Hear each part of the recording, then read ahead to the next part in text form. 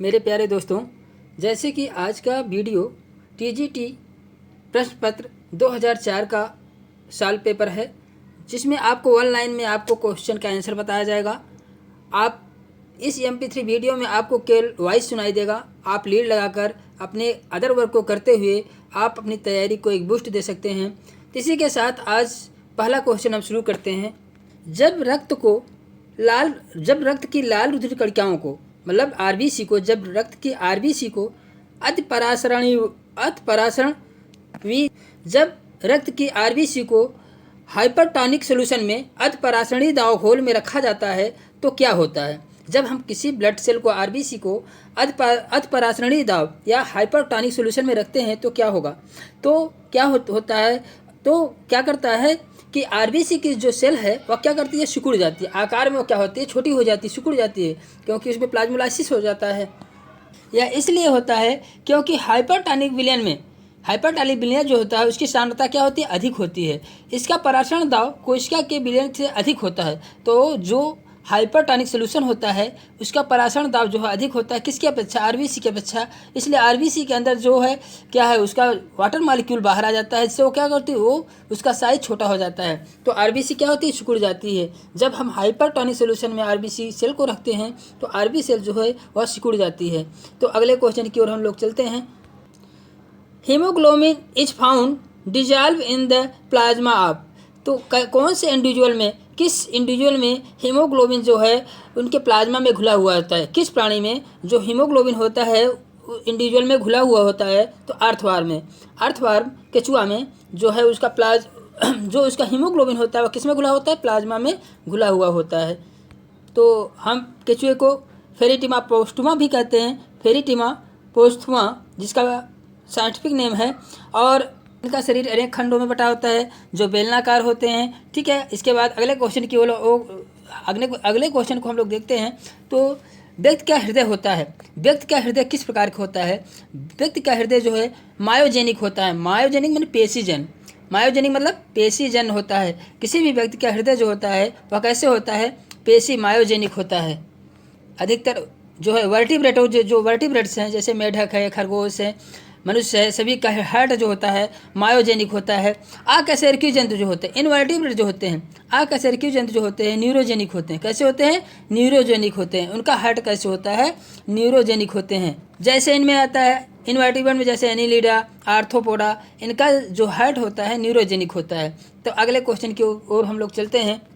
श्वसन केंद्र जो श्वसन और निःश्वसन को नियंत्रित करते हैं स्थित होते हैं। श्वसन केंद्र कौन सा पार्ट है, ब्रेन का कौन सा पार्ट है, श्वसन केंद्र कौन सा पार्ट है, मतलब श्वसन केंद्र कौन सा पार्ट है, श्वसन और निःश्वसन को नियंत्रित करते हैं। जो श्वसन और निःश्वसन को नियंत्रित करता है उस पार्ट को क्या कहते हैं, मेड्यूला ऑब्लिंगेटा। मस्तिष्क में उपस्थित मेड्यूला ऑब्लिंगेटा जो होता है श्वसन निःश्वसन को नियंत्रित करता है। मस्तिष्क में पाया जाता है कौन सा पार्ट, जो श्वसन और निःश्वसन को नियंत्रित करता है, कौन सा पार्ट नियंत्रित करता है, मेड्यूला ऑब्लिंगेटा। यह श्वसन निःश्वसन को नियंत्रित करता है। मेड्यूला ऑब्लिंगेटा के और भी अतिरिक्त काम है, जैसे उपापचय, रक्तदाब, आहार नाल के क्रमाकुंचन, ग्रंथि का स्राव में सहायक होना।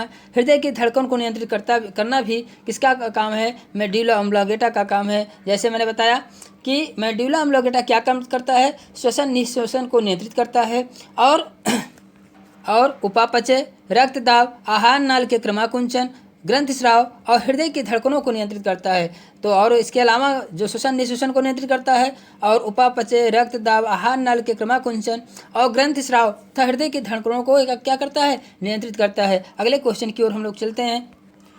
कीटों में यूरिक अम्ल अस्थायी रूप से संचित होता है, मतलब in insect uric acid is temporary stored in, मतलब किस रूप में यूरिक अम्ल जो होता है, यूरिक एसिड जो होता है कीटों में संचित होता है किस रूप में, तो अस्थायी रूप में यूरिक एसिड किस रूप में संचित होता है कीटों में, तो फैट बॉडी वसा पिंडकों के रूप में कीटों में यूरिक अम्ल जो है अस्थायी रूप से संचित होता है। तो अगले क्वेश्चन की ओर हम लोग चलते हैं।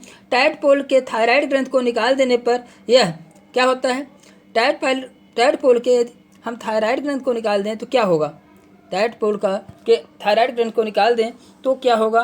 तो टाइडपोल का जो लार्वा है, मेढक का जो लार्वा टाइडपोल है वह क्या होगा, वह जीवन जीवन पर्यंत क्या होगा, जीवन पर्यंत तो टैडपोल ही रहेगा, क्योंकि उसमें थायरॉक्सिन हार्मोन्स का सिक्रीशन होता है। थायराइड ग्रंथि से कौन से हार्मोन्स का सिक्रीशन होता है, थायरॉक्सिन हार्मोन्स का सिक्रीशन होता है, जो मेढक के कायांतरण को नियंत्रित करता है, जो मेढक के कायांतरण को नियंत्रित करता है। अगले क्वेश्चन को पे हम लोग चलते हैं।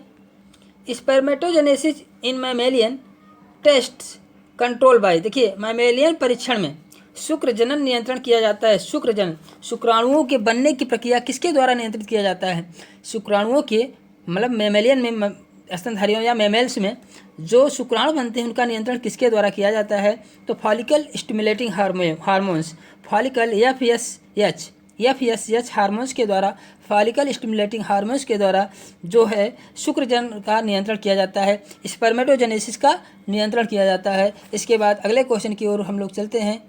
मेढक में मेरु तंत्रिकाओं की संख्या होती है, the number of spinal nerve in the frog. मेढक में मेरु तंत्रिकाओं की संख्या कितनी होती है, 10 पेयर्स, 10 जोड़ा होता है।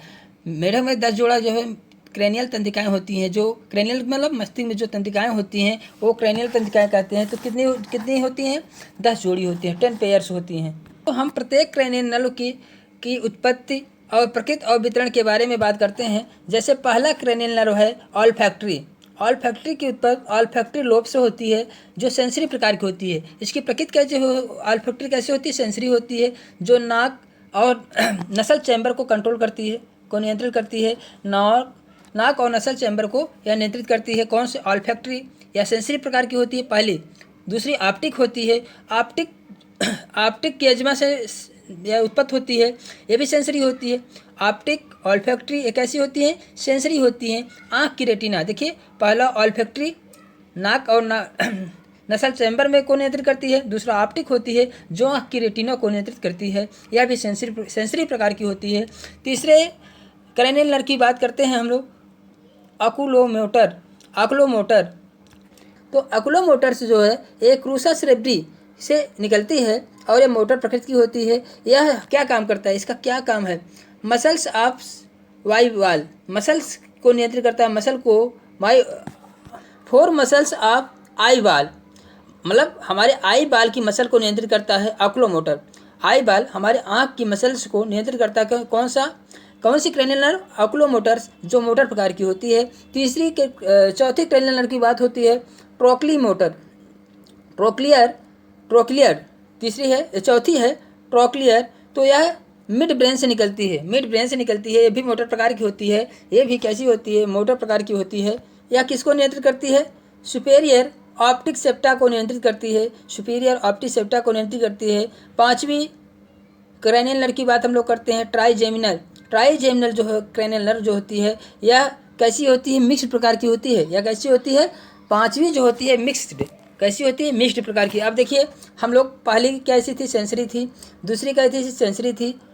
पहली क्या, कौन सी क्रेनियल नर्व थी, ऑल्फैक्टरी, दूसरी ऑप्टिक, सेंसरी थी। ऑकुलोमोटर मोटर थी, और ट्रोक्लियर कैसी थी, मोटर थी। और पांचवी कैसी है, मिक्स्ड प्रकार की, ट्राइजेमिनल जो होती है, पांचवी जो है मिक्स्ड प्रकार की क्रेनियल नर्व है, जो पोन्स बरोली से निकलती है। जो कहाँ से निकलती है, पोन्स बरोली से निकलती है।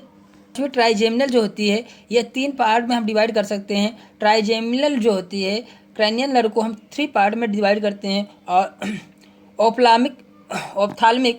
ऑप्थाल्मिक, मैक्सिलरी और मैंडिबुलर। ऑप्थाल्मिक जो होती है, देखिए सभी ये प्रोन्स बोरोली से निकलती हैं और मिक्स प्रकार की सभी हैं। मतलब ट्राइजेमिनल में 3 ऑप्थाल्मिक, मैक्सिलरी, मैंडिबुलर किसके पार्ट है, ट्राइजेमिनल के हैं। ऑप्थाल्मिक क्या काम करता है, स्नाउट के ऊपरी भाग को कंट्रोल करता है। मैक्सिलरी क्या करता है, या दांत जिह्वा के निचले पार्ट को मैक्सिलरी टीथ जैसे कहते हैं ना, निचले पार्ट को, मैक्सिलरी नीचे होता है तो मैक्सिलरी क्या काम करता है, दांत जिह्वा के निचले पार्ट को कंट्रोल करता है। मैंडिबुलर क्या काम करता है, मैंडिबुलर जो होता है एक मिनट, ऊपर जो है मैक्सिलरी क्या होता है, ऊपर के जा को कंट्रोल, मैं सॉरी गलत हो गया था, मिस्टेक हो गया था। मैक्सिलरी टीथ जो होता है, मैक्सिलरी जो होती है ऊपरी जा को के दांत को कंट्रोल को नियंत्रित करता है, जीवा को नियंत्रित करता है। और मैंडिबुलर क्या है कि मैंडिबुलर, देखिए मैक्सिलरी क्या है, ऊपरी भाग को कंट्रोल करता है। मैंडिबुलर क्या है, लोअर जा को कंट्रोल कर, मतलब निचले जबड़े को कंट्रोल करता है, जैसे दांत, निचले जबड़े को, दांत, जीवा, लोअर चिप को कंट्रोल करता है। अब हम समझ सकते हैं कि पांचवी जो थी एक मिक्स प्रकार की थी, ये चालक भी होती हैं और सेंसरी, दोनों प्रकार की कंडीशन इसमें पाई जाती है। अगले कंडीशन में हम लोग आते हैं, जो छठी जो होती है एब्ड्यूसेंस। एब्ड्यूसेंस क्रेनियल नर्व होती है, यह मेडुला पार्ट से निकलता है। यह मोटर प्रकार की होती है, वह रेक्टल पार्ट को कंट्रोल करती है। ठीक है, वह रेक्टल पार्ट को यह कंट्रोल करती है। और इसके बाद हम लोग देखते हैं सातवीं जो होती है फैशियल। फैशियल होती है क्रेनियल नर्व। फैशियल को तो 2 पार्ट में डिवाइड किया गया है, पैलाटिनस और हायोमैंडिबुलर। पैलाटिनस ये मेडुला पार्ट से निकलते हैं, ये भी मेडुला पार्ट। देखिए छठा और सातवां एक सभी क्या है, मेडुला पार्ट से। देखिए मेडुला पार्ट से इसके बाद जितनी भी होती हैं, जहाँ कहाँ से 6 से लेकर 10वें तक जितने भी निकलते हैं तंत्रिकाएं, ये मेडुला पार्ट से निकलते हैं। 6 से 10वें तक सभी मेडुला पार्ट से निकलते हैं। तो आप समझ सकते हैं 6 से 10वें तक जो जितने हैं क्रैनियल और मेडुला पार्ट से निकलते हैं। तो एब्ड्यूसेंस मेडुला पार्ट से निकलता है, मोटर प्रकार का होता है, वह रेक्टल कंट्रोल करता है। अब छठा था, सातवें की बात फैशियल की बात हम लोग कर रहे थे। पैलाटिनस और हायोमैंडिबुलर। पैलाटिनस हायोमैंडिबुलर। अब पैलाटिनस क्या करता है, पैलाटिनस जो होता है लोअर जाके प्लेट को कंट्रोल करता है, लोअर जाके प्लेट को कंट्रोल करता है। हायोमैंडिबुलर क्या होता है, हायोमैंडिबुलर जो होता है यह हायोड, गर्दन और कर्ण को नियंत्रित करता है। हायोमैंडिबुलर जो होता है हायोड, गर्दन और कर्ण को नियंत्रित करता है। 8वें क्रेनियल नर्व की बात हम लोग करते हैं, ऑडिटरी। 8वां क्या है, ऑडिटरी। यह भी मेडुला पार्ट से, मैंने बताया कि 6 से लेकर 10वें तक जो है क्रेनियल नर्व जो होती हैं मेडुला पार्ट से निकलती हैं, ये सेंसरी हैं। इसके बाद पहले ये क्या है, सेंसरी हैं। तो सेंसरी प्रकार की हैं, तो आंतरिक कान को नियंत्रित करती है। ऑडिटरी जो होती है 8वीं क्रेनियल नर्व तंत्रिका तंत्र जो होती है वह आंतरिक कान को नियंत्रित करती है। 8वीं क्या करती है, आंतरिक कान को नियंत्रित करती है। तो कान के आंतरिक भाग को नियंत्रित कौन करती है, ऑडिटरी। जो सुनने, ऑडिटरी में आप सुनने से संबंधित है, सेंसरी। हमारे कान में जो सेंसरी नर्व तंत्र क्या है, ऑडिटरी है, वह क्या काम करती है, आंतरिक कान को नियंत्रित करती है, आंतरिक कान के भाग को नियंत्रित करती है। इसके बाद हम लोग 8वें के बाद 9वें में आ जाते हैं, ग्लोसोफेरेंजियल या मेडुला पार्ट से निकलता है, मिक्स प्रकार की है। एक ऐसी है मिक्स्ड प्रकार की है। तो हम लोग मिक्स्ड की बात कर लें। इसके पहले मिक्स्ड जो होती है फैशियल थी, इसके पहले मिक्स्ड जो है तंत्रिका तंत्र कौन थी, फैशियल थी। और उसके बाद फैशियल कौन सी थी, 7वीं थी। और इसके बाद मिक्स कौन है, ग्लाइसोफेरेंजियल जो 9वीं, 7वीं 9वीं, ये मिक्स प्रकार की हैं। 7वीं 9वीं कैसी है, मिक्स्ड है। जो जिह्वा टेस्ट बड्स को नियंत्रित करती है, जिह्वा के टेस्ट बड्स को या फायरिंग्स को नियंत्रित करती है। उसके जो हमारे जीभ पर स्वाद कलिकाएँ होती हैं, ग्लोसोफेरेंजियल जो 9वीं होती है उसको नियंत्रित करती है। जो यह मिक्स प्रकार की होती है। ग्लोसोफेरेंजियल की बात हो गई। ग्लोसोफेरेंजियल जो होती है मेडुला पार्ट से निकलता है और किस प्रकृति की होती है, सेंसरी मिक्स प्रकार की, मिक्स क्रेनियल नर्व है। और यह जीवा के टेस्ट जो बड कलिकाएँ होती है उसको नियंत्रित करता है। अगली बात हम करते हैं 9वें के बाद 10वें की बात करते हैं। वैगस, 10वां क्या है, वैगस मेडुला पार्ट से निकलता है। किसके भाग से, मेडुला पार्ट से निकलता है, जो मिक्स प्रकार की होती है। जो कैसी होती है, मिक्स प्रकार की होती है। इस प्रकार से 3 जो है क्रेनियल नर्व जो है मिक्स प्रकार की थी। जैसे पहला था ट्राइजेमिनल, मिक्स प्रकार की थी। जो स्नाउट जबड़े को नियंत्रित करता है, ट्राइजेमिनल थी।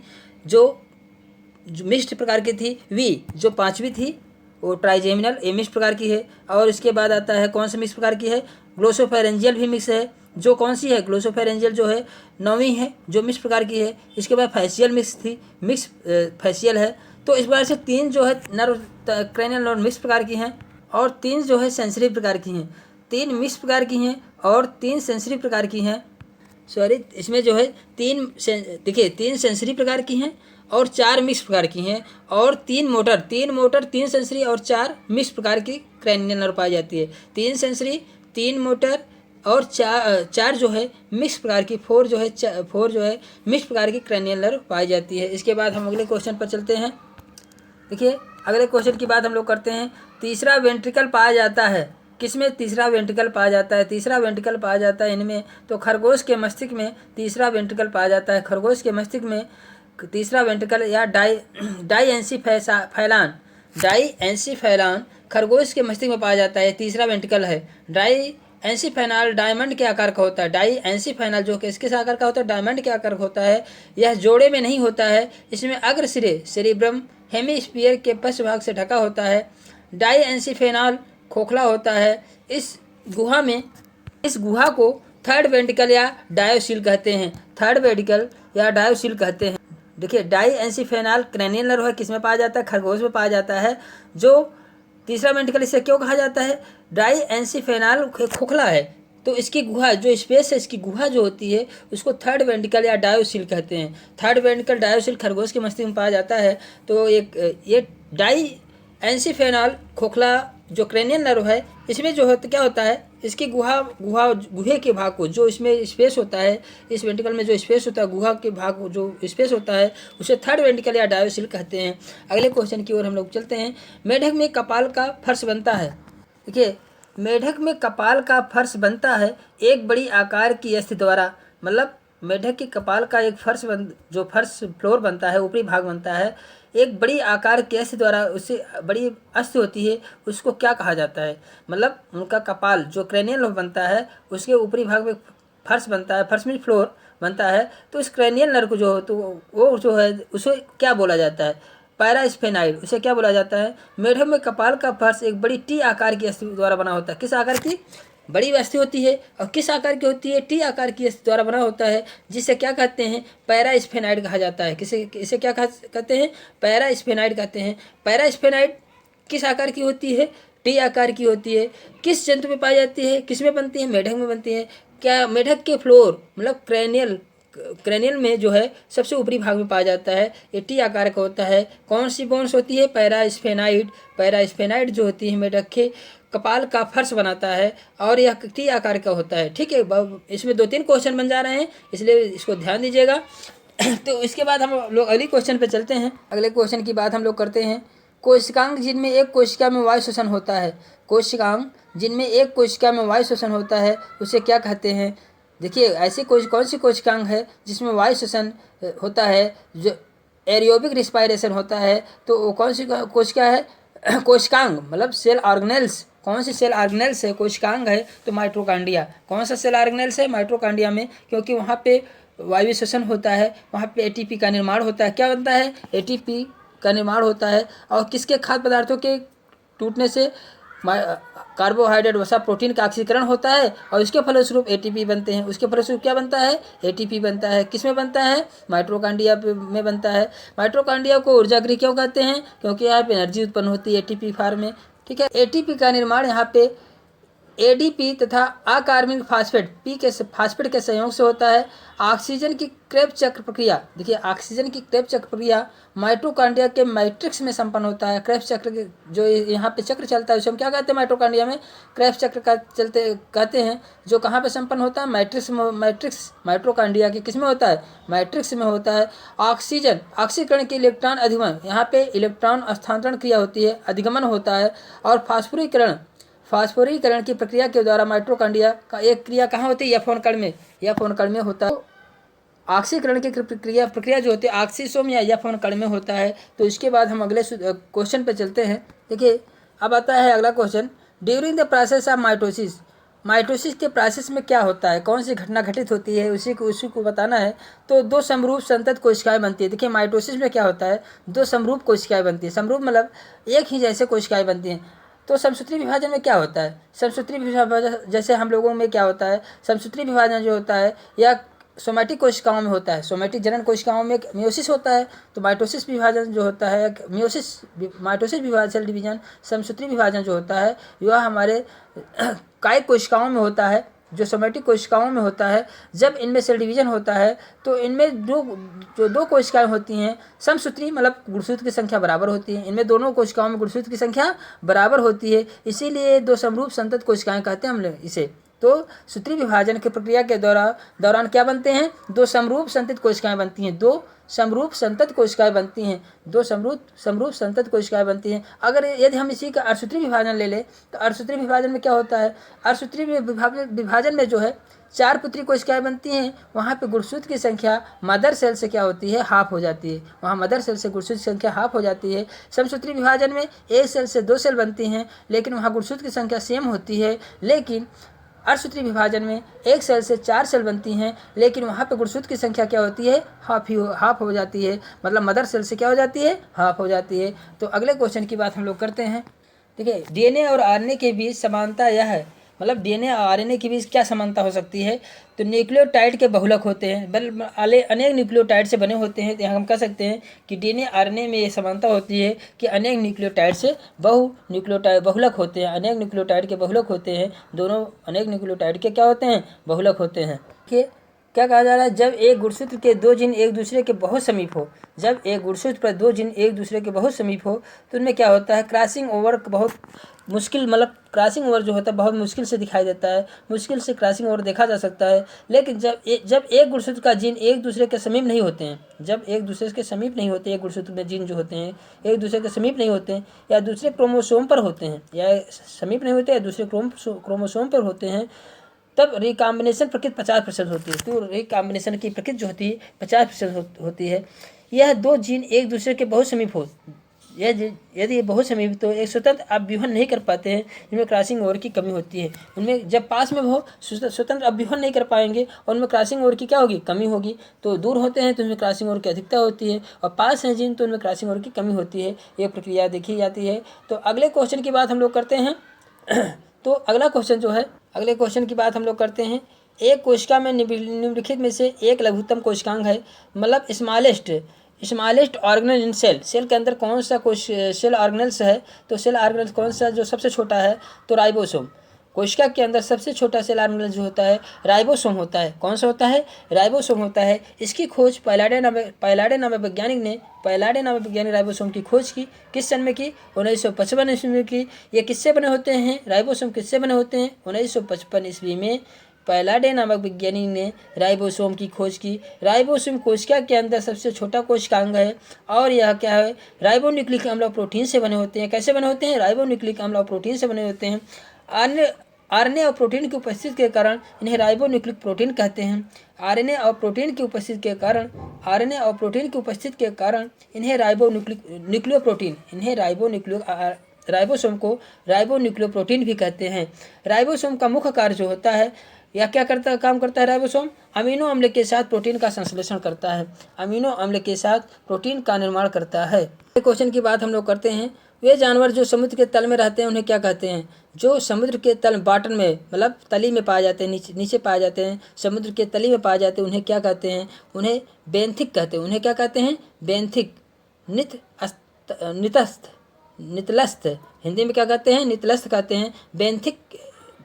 बेंथिक हम कहते हैं, ऐसे एनिमल को हम बेंथिक कहते हैं जो समुद्र के तली में पाए जाते हैं।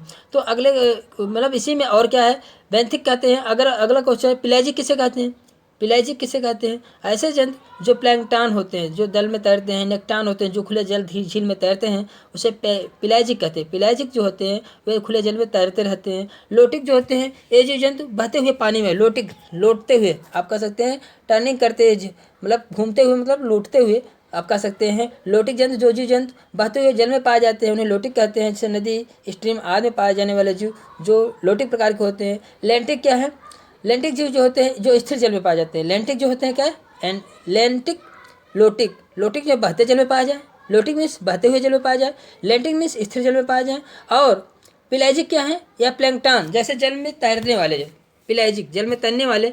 और हम लोगों ने देखा कि जो समुद्र के तल पे रहते हैं, जो बॉटम पे रहते हैं, उन्हें क्या कहते हैं, बेंथिक, पेलाजिक। बेंथिक मीन्स समुद्र के तल में रहने वाले, पेलाजिक मीन्स जो तैरने वाले जंतु होते हैं, लोटिक मीन्स जो क्या होते हैं, लोटिक जो जंतु बहते हुए जल में पाया जाए, और लेंटिक होता है जो स्थिर जल में पाए जाते हैं। इस प्रकार से जंतुओं की कंडीशन पूछी जा सकती है कि किस ऐसे जंतु को हम क्या कहेंगे, इस प्रकार के एनिमल्स को हम क्या कहते हैं, कि जो समुद्र के तली में रहते हैं उन्हें क्या कहते हैं, बेंथिक कहते हैं।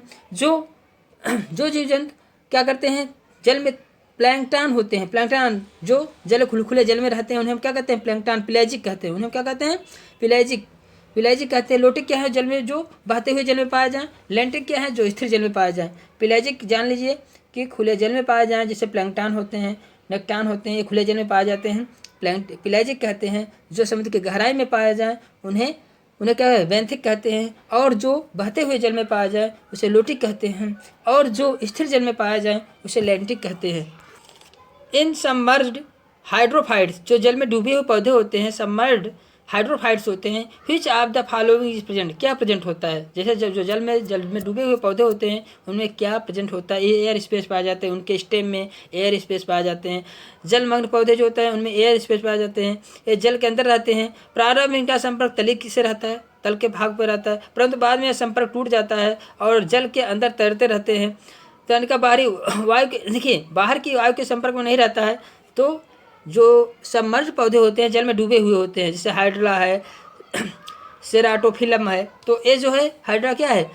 जलमग्न पौधा होता है। इसमें इनके स्टेम में जो क्या पाया जाता है? एयर स्पेस पाए जाते हैं। तो अगले क्वेश्चन की ओर हम लोग चलते हैं। देखिए अगले क्वेश्चन पर हम लोग चलते हैं। जलीय पादपों में सामान्यतः होता है एक सुविकसित, क्या एक्वाटिक प्लांट है वे वेल डेवलप्ड, उसमें क्या एक वेल डेवलप होता है? देखिए जलीय पौधों में क्या सुविकसित होता है? जलीय पौधों में जो एरेनकाइमा वायुतकी मतलब एरेनकाइमा सिस्टम डेवलप होता है। एरन हवा भर जो वायु की छोटे छोटे चैम्बर पाए जाते हैं और उसमें डेवलप होते हैं जलीय पौधों में। जलीय पौधों में और क्या चीज़ें होती हैं? कुछ विशेषताएं होती हैं, जैसे जल को अवशोषण करके जड़ों की आवश्यकता नहीं होती है। इनमें जल को अवशोषण करने के लिए जड़ों की आवश्यकता नहीं होती है। यदि होती भी है तो बहुत कम विकसित होती है या अनुपस्थित होती हैं। जैसे हम मूल रोम कहते हैं, रूम हेयर्स, छोटे छोटे मूल रोम होते हैं, या रूट कैप जिसमें अनुपस्थित होते हैं। इनमें रूट कैप, इनके रूट हेयर्स में रूट कैप नहीं पाया जाता है, अनुपस्थित होते हैं या कम विकसित होते हैं। जलीय पौधे जो होते हैं बहुवर्षीय होते हैं। कैसे होते हैं? जलीय पौधे बहुवर्षीय होते हैं। इन पौधों में अधिकतर जो भोजन प्रकंदों राइजोम में संचित होता है, इनका भोजन जो है राइजोम में संचित होता है। अधिकांश जलीय पौधों में वर्धी प्रजनन तीव्रता से होता है। इनमें जो है वेजिटेटिव रिप्रोडक्शन होता है, द्वितीयक वृद्धि नहीं पाता है। सेकेंडरी ग्रोथ, इसमें कैम्बियम प्रेजेंट एब्सेंट होता है, इसलिए इसमें द्वितीयक वृद्धि नहीं पाई जाती है।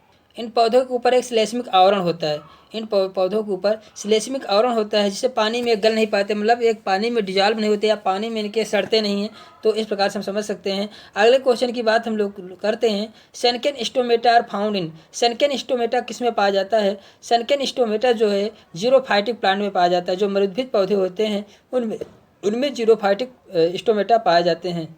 उदाहरण के रूप में जैसे नागफनी है, घिवाकर, एलोए है और ब्रायोफिल्लम है, कनेर, मदार आदि में क्या हो? सनकेन स्टोमेटा पाए जाते हैं। एलोवेरा जो आप लोग घरों पे लगाए जाते हैं वो भी एक मरुद्भिद पौधा है। एलोवेरा भी क्या है? एक मरुद्भिद पौधा है। अगले क्वेश्चन की तरफ हम लोग चलते हैं। तो जैव परिवर्तन का the ultimate source of organic evolution in, जैव परिवर्तन का परम स्रोत है। जैव परिवर्तन का क्या स्रोत है? मुख्य स्रोत क्या है? म्यूटेशन, उत्परिवर्तन। मुख्य स्रोत क्या है? उत्परिवर्तन, म्यूटेशन होता है। उत्परिवर्तन क्या है? जैसे किसी जीव के लक्षण में आकस्मिक वंशागत परिवर्तन हो तो उसे हम क्या कहते हैं? वंशागत उसे उत्परिवर्तन कहते हैं। ये उत्परिवर्तन जो होता है प्रकृति में अपने आप होते रहते हैं। प्रकृति में क्या होते हैं? अपने आप होते रहते हैं। इनको दो श्रेणियों में बांटा गया है। उत्परिवर्तन को कितने श्रेणियों में बांटा गया है? दो श्रेणियों में बांटा गया है, स्वतः उत्परिवर्तन और प्रेरित उत्परिवर्तन। स्वतः उत्परिवर्तन, प्रेरित उत्परिवर्तन। स्वतः उत्परिवर्तन को इंग्लिश में क्या कहते हैं? Spontaneous mutation. और प्रेरित उत्परिवर्तन को इंड्यूस म्यूटेशन कहते हैं। तो अगले क्वेश्चन की ओर हम लोग चलते हैं। ऊर्जा का मुख्य नवीकरणीय स्रोत है forest. One main renewable source of energy कौन सा है? फॉरेस्ट वन है। ऊर्जा का मुख्य नवीनीकरण स्रोत जो है वन है। देखिए अगर हम दूसरे नवीनीकरण स्रोत देखें तो क्या होगा? पेट्रो प्लांट है, प्लांट बायोमास है, ईंधन गैस या मवेशियों के गोबर, सूर्य ऊर्जा, जल ऊर्जा, वायु ऊर्जा, ये सब क्या हैं? दूसरे नवीनीकरण के स्रोत हैं।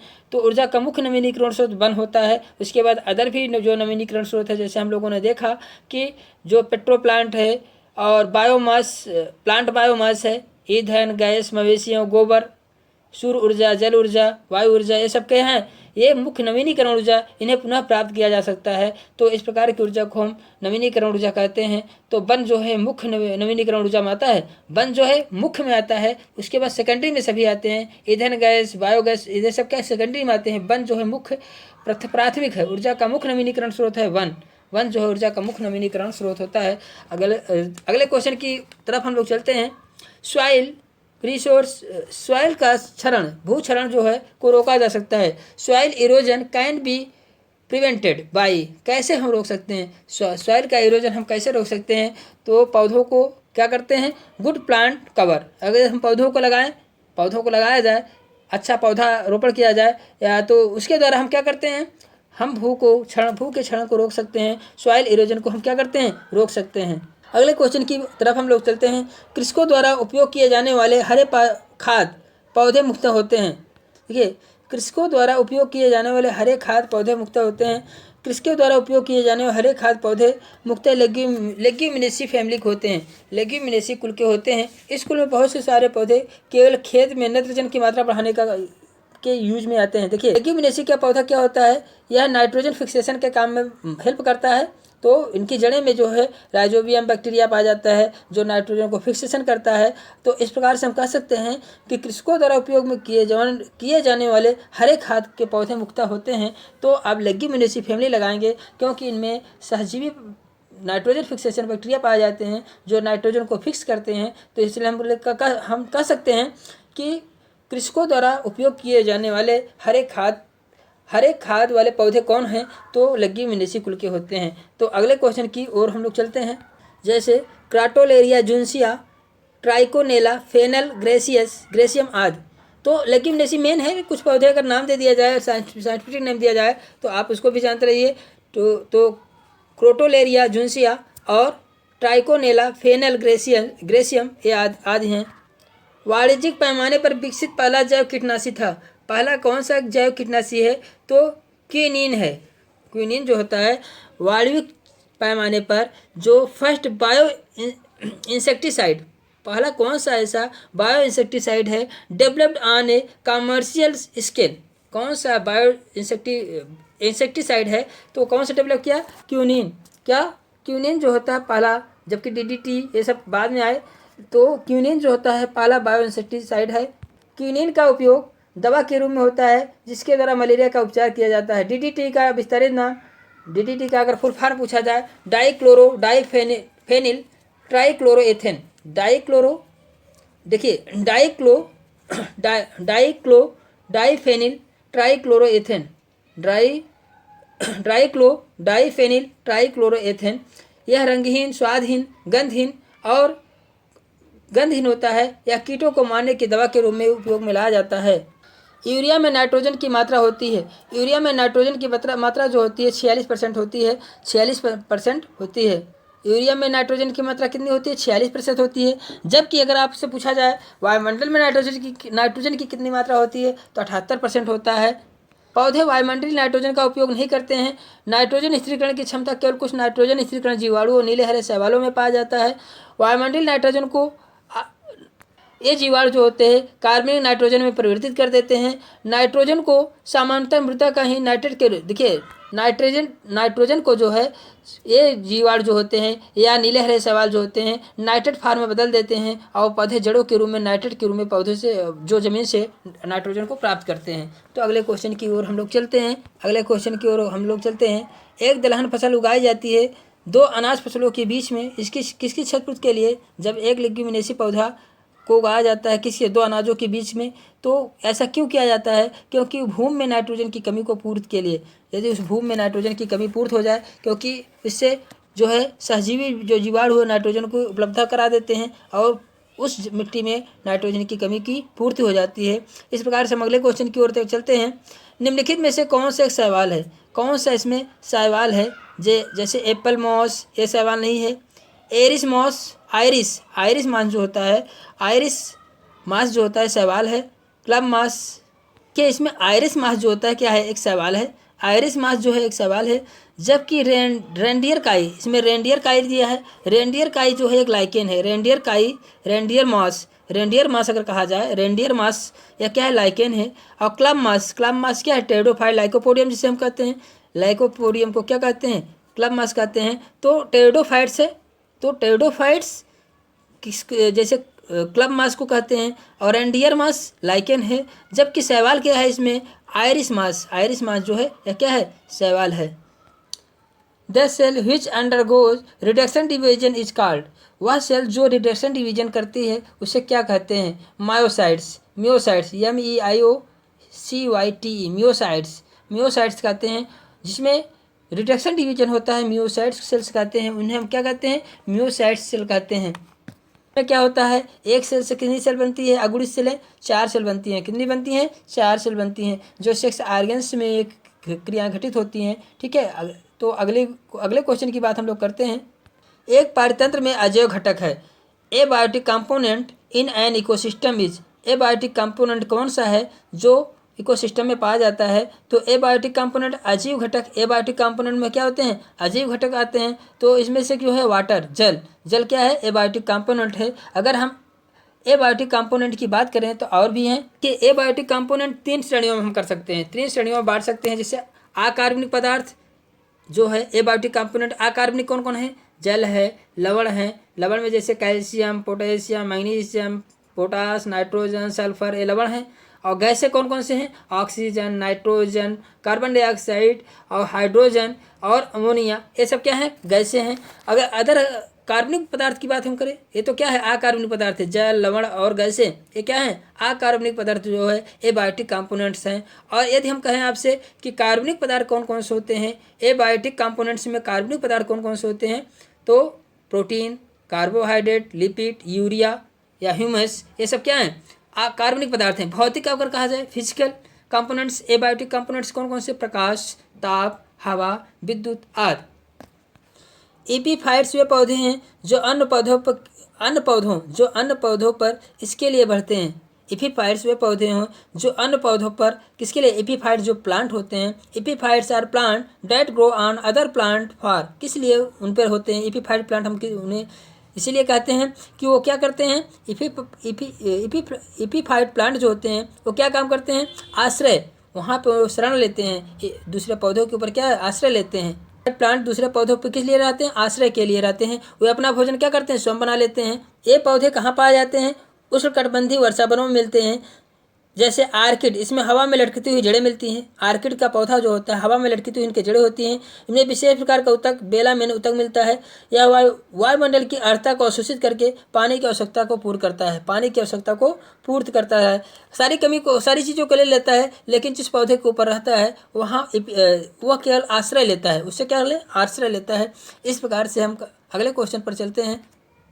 अगले क्वेश्चन की हम लोग बात करते हैं तो प्रोटीन वेस्ट अमोनिया का यूरिया में परिवर्तन होना मुक्त होता है। देखिए अमोनिया का यूरिया में कहाँ परिवर्तन होता है, लीवर में होता है। कहाँ होता है, लीवर में होता है। किस चक्र के द्वारा होता है, अमोनिया का यूरिया में परिवर्तन किस चक्र के द्वारा होता है, आर्निथिन चक्र के द्वारा। जैसे हम यूरिया चक्र कहते हैं या आर्निथिन चक्र कहते हैं। श्रवण नियंत्रण है इसके द्वारा, टेम्पोरल लोब, श्रवण नियंत्रण किसके द्वारा होता है, टेम्पोरल लोब के द्वारा है श्रवण का नियंत्रण। देखिए जो मस्तिष्क होता है, श्रवण नियंत्रण मस्तिष्क होता है, टेम्पोरल लोब होता है, वह सेरिब्रम 4 भागों में बटा होता है। मनुष्य का सेरिब्रम जो होता है 4 भागों में बटा होता है, जिसमें क्रमशः frontal part, parietal part, temporal part और occipital part. Frontal, parietal, temporal और टेम्पोरल पाल और ऑक्सीपिटल पाली होती है। तो 4 पाल में श्रवण नियंत्रण किसके द्वारा होता है, तो इस 4 पार्टों में जो हमारा सेरिब्रम होता है 4 पार्ट में होता है। सेरिब्रम हमारा सेरिब्रम जो है 4 पार्ट में डिवाइड होता है। 4 पार्ट में पहला है फ्रंटल, दूसरा पैराइटल और तीसरा है टेम्पोरल पाल और चौथा है ऑक्सीपिटल पाल होता है। तो इसमें टेम्पोरल पाल जो होता है यह श्रवण का नियंत्रण करता है। यह कौन सा भाग का नियंत्रण करता है, श्रवण का नियंत्रण करता है। टेम्पोरल पार्ट क्या करता है, सेरिब्रम का टेम्पोरल पार्ट जो होता है वह श्रवण का नियंत्रण करता है, सुनने का नियंत्रण करता है। अगले क्वेश्चन की बात हम लोग करते हैं। थिग्मोट्रॉपिज्म ठीक किसके द्वारा दिखाया जाता है, thigmotropism is a best exhibit by, तो किसके द्वारा दिखाया जाता है, तो थिग्मोट्रॉपी ठीक प्रतनों, देखिए थिग्मोट्रॉपिक जो ठीक प्रतानोट्रेंडिल द्वारा दिखाया जाता है। थिग्मोट्रॉपिक जो होता है किसके द्वारा, ट्रेंडिल, प्रतान, या न कि तना शीर्ष, न कि जड़ शीर्ष, न कि पत्ता शीर्ष, या ट्रेंडिल में कंडीशन घटित होती है। थिग्मोट्रॉपिक जो छुई मुई का पौधा होता है उसमें क्या कैसी कंडीशन होती है, थिग्मोट्रॉपिज्म होती है। और किस पौधे के किस भाग में होती है, प्रतान में होता है, ट्रेंडिल में होता है। तो थिग्मोट्रॉपिज्म कहाँ पे घटित होता है, तो ट्रेंडिल में होता है, जिसे प्रतान हम कहते हैं। तो प्रतान पार्ट में होता है। देखिए क्वेश्चन है अगला, कर्मक अंग, एजेंट ऑर्गन ऑफ हर्बिसाइड, वो कौन सा एजेंट है, ऑर्गन्स है जो हर्बिसाइड्स होता है, जो पौधों को नष्ट कर डालता है। डेड कंटेंट सिंथेटिक, किसके द्वारा सिंथेटिक किया जाता है, किसके द्वारा बनाया जाता है। कर्मक अंग जो एक शाकनाशी होता है वह किसके द्वारा सिंथेटिक से बनाया जाता है, तो 2,4-D dichlorophenoxy acid, 2,4 dichlorophenoxy acetic acid और 4S ट्राइक्लोरोफिनॉक्सी एस्टिक एसिड के का प्रयोग कर शाकनाशी के रूप में हम लोग उपयोग करते हैं। 2,4-D डाइक्लोरोफिनॉक्सी एस्टिक एसिड और 2,4-ST का उपयोग हम लोग क्या करते हैं, ये किसके शाकनाशी के लिए यूज करते हैं। शाकनाशी को बनाने के लिए हम क्या करते हैं, का उपयोग करते हैं, का प्रयोग हम शाकनाशी के रूप में करते हैं। 2,4-D और 2,4-ST का उपयोग हम क्या करते हैं, 2,4-D का मतलब है 2,4 डाइक्लोरोफिनॉक्सी एस्टिक एसिड और 2,4-ST का मतलब है 2,4S ट्राइक्लोरोफिनॉक्सिक एस्टिक एसिड का प्रयोग हम लोग शाकनाशी के रूप में करते हैं, हर्बिसाइड के रूप में करते हैं। अगले क्वेश्चन की हम लोग चलते हैं। प्लाज्मोडियम वायवक्स के संक्रामक चरण को कहा जाता है। प्लाज्मोडियम वायवक्स का संक्रामक चरण कौन सा होता है, स्पोरोजोइट्स होता है। स्पोरोजोइट इसका संक्रामक चरण होता है। अगले क्वेश्चन की ओर हम लोग चलते हैं। प्लाज्मोडियम में लघु युग्मक, देखिए माइक्रोगैमेट्स एंड मेगा गैमेट्स इस प्लाज्मोडियम फॉर्म। तो प्लाज्मोडियम में लघु युग्मक और गुरु युग्मक जो है आपस में संयोग कर युग्मनज जाइगोट बनाता है, इस प्रक्रिया को निषेचन कहते हैं। तो प्लाज्मोडियम में लघु युग्मक और गुरु युग्मक क्या बनाते हैं, या क्या करते हैं, ये जो है फर्टिलाइजर जाइगोट बनाते हैं। क्या बनाते हैं, जाइगोट बनाते हैं। मतलब लघु माइक्रोगैमेट्स और मेगा गैमेट्स जब फ्यूज करते हैं तो क्या बनाते हैं, युग्मनज बनाते हैं, जाइगोट बनाते हैं। तो अगले क्वेश्चन की ओर हम लोग चलते हैं। पैरामीशियम में साइक्लोसिस की परिघटना का संबंध किससे होता है। फिनोमेनन में साइक्लोसिस, पैरामीशियम में साइक्लोसिस घटना पाई जाती है, उसका संबंध किससे होता है। पैरामीशियम में जो साइक्लोसिस होता है उसका संबंध जो होता है पाचन से होता है। किससे होता है, पाचन से होता है। अमीबा की भांति पैरामीशियम पूर्णभोजी है, जंतु समभोजी है, होलोजोइक है। यह भोजन को अंतर्ग्रहण करता है। पैरामीशियम क्या करता है, जीवाणु को, सूक्ष्म कार्बनिक कणों को अंतर्ग्रहण करके खाद्य धानियों में इन्हें पचाता है। मतलब फूड वैक्यूल बनता है, उन्हें क्या करता है, इन्हें पचाता है। परिघटना के द्वारा होता है साइक्लोसिस। ये इस परिघटना को हम क्या करते हैं, साइक्लोसिस कहते हैं। पाचन के बाद क्या होता है, पैरामीशियम में क्या होता है, खाद्य धानी का क्या साइटोफेज नामक एक विशिष्ट स्थान बनता है, जिसके द्वारा अवशिष्ट पदार्थ को ये पैरामीशियम बाहर साइटोफेज के द्वारा शरीर से बाहर इन्हें निकाल देते हैं। तो अगले क्वेश्चन की ओर हम लोग चलते हैं। हाइड्रा सभी प्रकार के खाद्य पचा सकता है, इन्हें इसे छोड़कर किस भाग को छोड़ देते हैं, स्टार्च को। हाइड्रा स्टार्च को नहीं पचाता है, जबकि स्टार्च को नहीं पचा पाता, यह स्टार्च को नहीं पचा सकता है, लेकिन प्रोटीन, वसा, इन सबको क्या करता है, ये पचा सकता है। हाइड्रा जो है शर्करा, प्रोटीन और वसा को पचा सकता है, लेकिन स्टार्च को नहीं पचा पाता, डाइजेस्ट नहीं कर पाता। तो आपसे पूछा जाए कि हाइड्रा भोजन के कौन से पार्ट को यह पचा नहीं पाता है, तो स्टार्च को। हाइड्रा स्टार्च को डाइजेस्ट नहीं कर पाता है। अगले क्वेश्चन की ओर हम लोग चलते हैं। स्केरिस में उत्सर्जन अंग का आकार होता है, किस आकार का होता है, एच आकार का होता है, एच अल्फाबेट के आकार का होता है। In Ascaris excretory organs are in the form of a, किस आकार का होता है, तो स्केरिस का उत्सर्जी अंग जो होता है एच के आकार का होता है। अगले क्वेश्चन की ओर हम लोग चलते हैं। निम्नलिखित में से कौन सा वर्णक ऐसा है पिगमेंट जो है जल में घुलनशील होता है। एंथोसाइनिन जो है यह वर्णक जल में घुलनशील होता है, यह जो है जल में घुलनशील होता है। जबकि कैरोटीन, ज़ैंथोफिल, क्लोरोफिल जल में घुलनशील नहीं होते हैं। देखिए एंथोसाइनिन जल में घुलनशील होता है, लेकिन कैरोटीन, ज़ैंथोफिल, क्लोरोफिल जल में घुलनशील नहीं होते हैं। पौधों का हरा रंग किसके कारण होता है, क्लोरोफिल के कारण होता है। नारंगी किसके कारण होता है, कैरोटीन के कारण। देखिए हरा क्लोरोफिल के कारण, नारंगी रंग कैरोटीन के कारण होता है, पीला रंग ज़ैंथोफिल के कारण होता है। तो ज़ैंथोफिल जो होता है, देखिए ज़ैंथोफिल जो होता है, ज़ैंथोफिल किस प्रकार का रंग देता है, ज़ैंथोफिल पीला रंग देता है। नीले, बैगनी, गुलाबी ये रंग एंथोसाइनिन के द्वारा होता है। नीला, बैगनी और गुलाबी एंथोसाइनिन के द्वारा होता है। पीला रंग ज़ैंथोफिल के द्वारा होता है। क्लोरोफिल हरा रंग जो होता है, हरे रंग के क्लोरोफिल हरा रंग जो है क्लोरोफिल के कारण होता है। नारंगी रंग जो होता है कैरोटीन के कारण होता है। इस प्रकार से हम पिगमेंट के द्वारा कौन सा रंग जो है दिखाई देता है, तो उस चीज़ को हम समझें कि क्लोरोफिल के द्वारा हरा रंग और कैरोटीन के द्वारा नारंगी रंग और ज़ैंथोफिल के द्वारा पीला रंग और एंथोसाइनिन के द्वारा नीले, बैगनी और गुलाबी रंग के प्रेजेंट होते हैं। देखिए फ्लोएम हमेशा प्रभावित होता है। Phloem always flow from A. Phloem जो है किस चीज़ को, एक शर्करा स्रोत के शर्करा सिंक को, फ्लोएम जो है हमेशा शर्करा स्रोत से, जहाँ शर्करा बनता है वहाँ से शर्करा सिंक में प्रभावित करता है, जहाँ इसकी कमी होती है वहाँ पे इसको प्रभावित करता है कौन? फ्लोएम।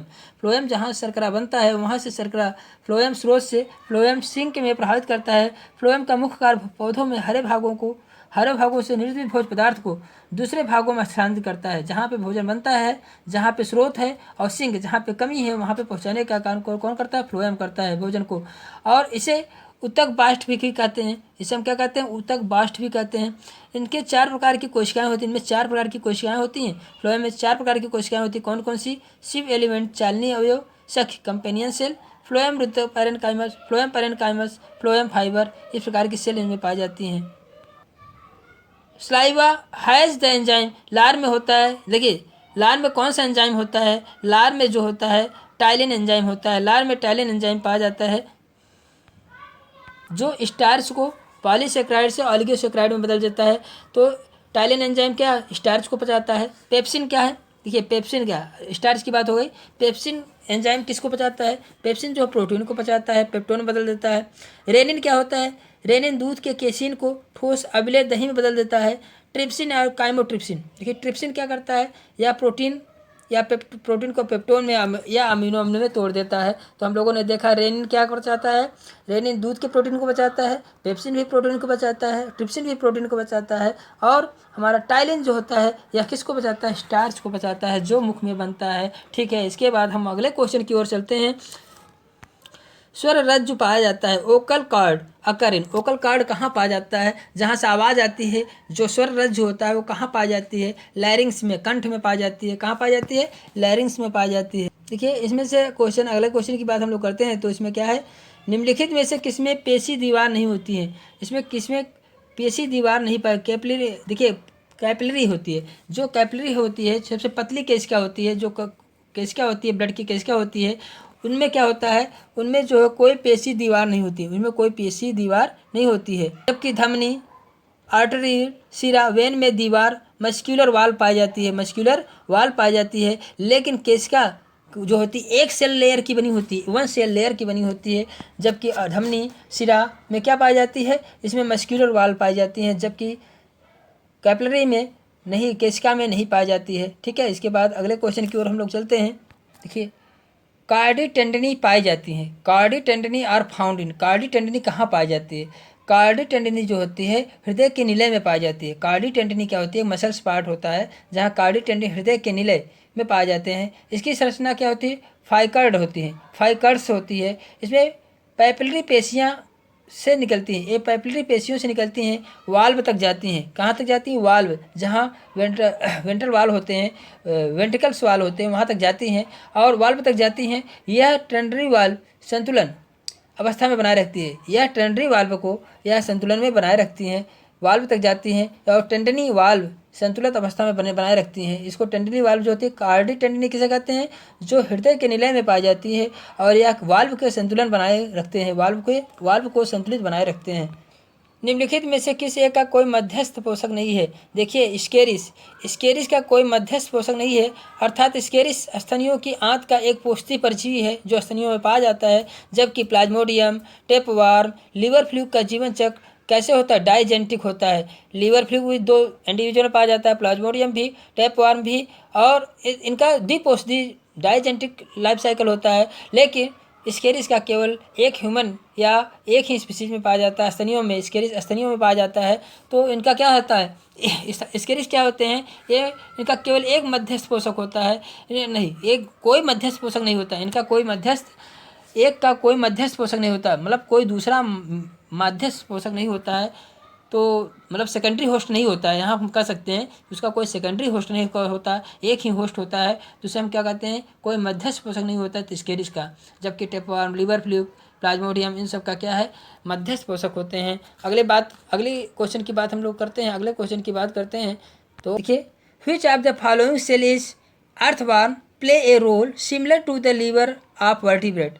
वर्टिब्रेट में जैसे लीवर वर्क करता है तो उसी के समान अर्थवर्म में कौन सी ऐसी सेल्स है जो स्तनियों के लीवर के जैसे वर्क करता है? तो क्लोरोगोगन सेल्स, क्लोरोगोगन सेल्स होती हैं, केचुए में क्लोरोगोगन सेल्स होती है, वह भूमिका क्या निकालते हैं, यकृत के समान, जैसे स्तनियों में यकृत के समान की भूमिका अदा करती है, यकृत के समरूप यह भूमिका अदा करती है। क्लोरोगोगन कोशिका को येलो कोशिका भी कहते हैं, क्लोरोगोगन कोशिका को येलो कोशिका भी कहते हैं। यह उत्सर्जन में सहायक है। जैसे हमारा यकृत जो है अमोनिया को यूरिया में बदल देता है, तो इसी प्रकार से यहाँ भी ये उत्सर्जन में क्लोरोगोगन सेल जो अर्थवार में पाया जाता है, यह लीवर के समजात है या लीवर के जैसा है, तो वर्क क्या है, समृद्ध, हम कह सकते हैं समृद्ध, इसका कार्य क्या है, समृद्ध, उसी के समान इसका काम है।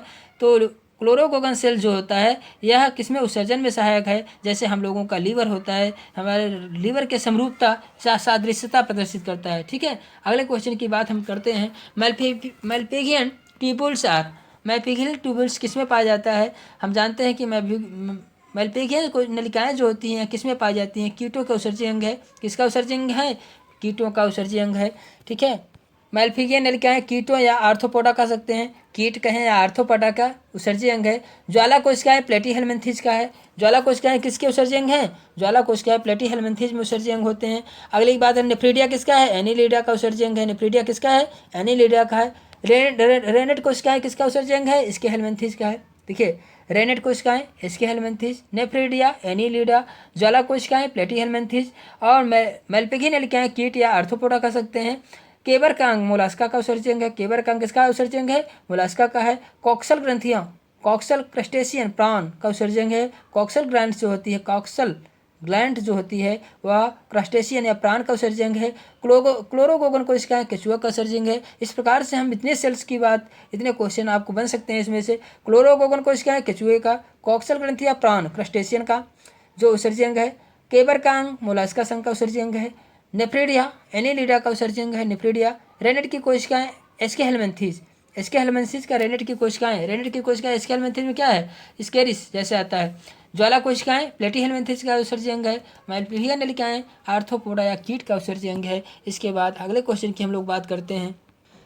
पूर्ण कायांतरण पाया जाता है, पूर्ण कायांतरण किसमें पाया जाता है, बटरफ्लाईज में, तितली में। पूर्ण कायांतरण किसमें पाया जाता है, पूर्ण कायांतरण तितली में पाया जाता है। पूर्ण कायांतरण तितली, घरेलू मक्खी जो होती है, मच्छर मोथ जिसे कहते हैं, आदि में पाया जाता है। जबकि खटमल टिड्डा में प्रायः ग्रेनुअल मेटाफॉर्मोसिस पाया जाता है। नेपिस्मा में मेटाफॉर्मोसिस का अंतरण नहीं पाया जाता है। नेपिस्मा में तो मेटाफॉर्मोसिस पाया जाता है, मेटामॉर्फोसिस नहीं पाया, मेटामॉर्फोसिस या कांतरण जिसे हम कहते हैं, नेपिस्मा में नहीं पाया जाता है।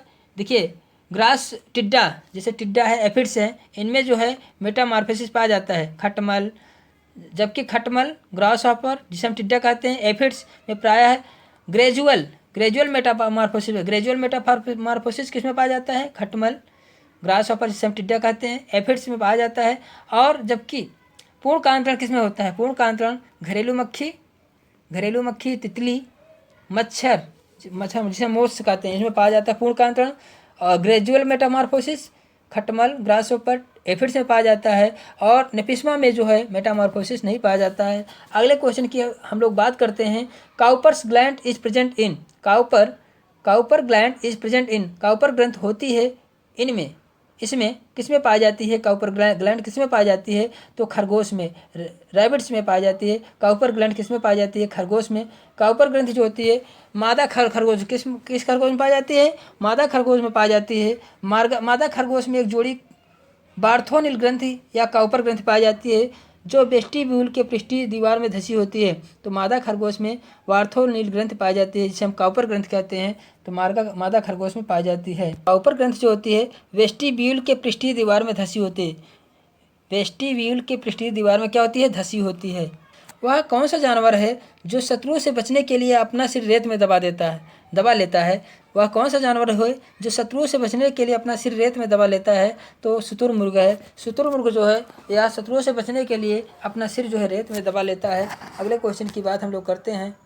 जल से बाहर कर देने में मछलियाँ क्यों मर जाती हैं, ये श्वास नहीं ले पाती हैं, क्योंकि मछलियों में क्या है, श्वास लेने के लिए गिल्स पाए जाते हैं, जलीय जीवन के लिए अनुकूलित हैं। यही कारण है कि जल से बाहर कर देने पर मछलियाँ मर जाती हैं। और पक्षियों, अगले क्वेश्चन की बात हम लोग करते हैं। पक्षियों के अंडों को किस नाम से जाना जाता है, पक्षियों के अंडों को इस नाम से, मतलब किस नाम से जानते हैं, eggs of birds are designated as, तो किस नाम से जानते हैं, टीलोलिस्थल, पक्षियों के अंडे को क्या कहते हैं? टीलोलिस्थल, किस प्रकार के? टीलोलिस्थल कहते हैं। पक्षियों के अंडे को गोलार्ध पेदकी या टीलोलिस्थल नाम से जाना जाता है। इसके अतिरिक्त रेप्टाइल के पक्षियों में टीलोलिस्थल एक पाया जाता है। इसके अतिरिक्त भी कुछ होते हैं, जैसे रेप्टाइल्स होते हैं, कार्टिलेजिनस फिश होती हैं, और बोनी प्रकार की मछलियों में कार्टिलेजिनस फिश और बोनी प्रकार की मछलियाँ और रेप्टाइल्स, इनमें भी टीलोलिस्थल प्रकार के एग्स पाए जाते हैं।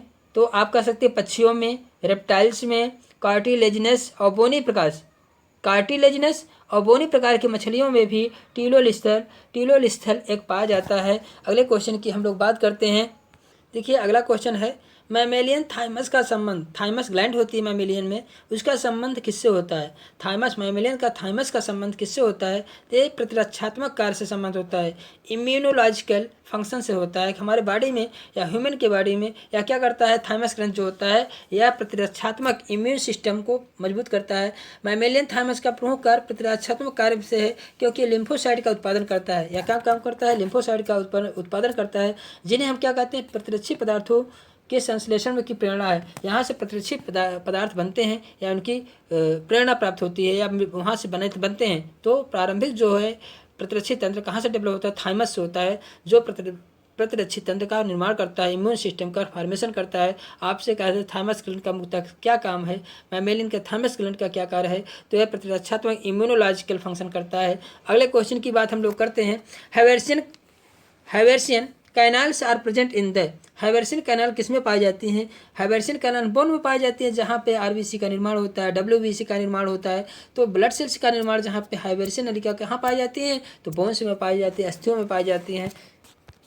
हैवर्सियन नलिकाओं में रुधिर वाहिनियाँ, लसिका, तंत्रिका, मज्जा गुहा, अस्थि के अंदर मैट्रिक्स में फैली रहती हैं। यहाँ पे वाहिनियाँ, जैसे रुधिर की वाहिनियाँ भी होती हैं, लसिका होता है, तंत्रिका, मज्जा आदि फैली होती हैं। मैट्रिक्स में इसके लिए बहुत सी छोटी छोटी नलिकाएं बनी रहती हैं, जिसे हैवर्सियन नलिकाएं कहते हैं। हैवर्सियन नलिकाएं प्रायः हड्डी के लंबाई में समांतर फैली होती हैं। तो अगले क्वेश्चन की बात हम करते हैं। पुरुष हाथी, देखिए द टस्क का मेल एलिफेंट्स, पुरुष हाथी के दांत होते हैं। पुरुष मतलब the tusk of male elephant, मतलब मेल हाथी में दांत होते हैं, टीथ होते हैं, मेल में टीथ होते हैं। तो उनको क्या कहते हैं? वो दांत किस प्रकार के होते हैं? जैसे दांत के टाइप्स हैं, टूथ के टाइप्स हैं, तो कौन से प्रकार का है? तो चौवाना प्रकार के। जो फीमेल हाथी होता है उसके दांत जो होते हैं अपर इंसाइजर होते हैं। कैसे होते हैं? अपर इंसाइजर होते हैं, सॉरी।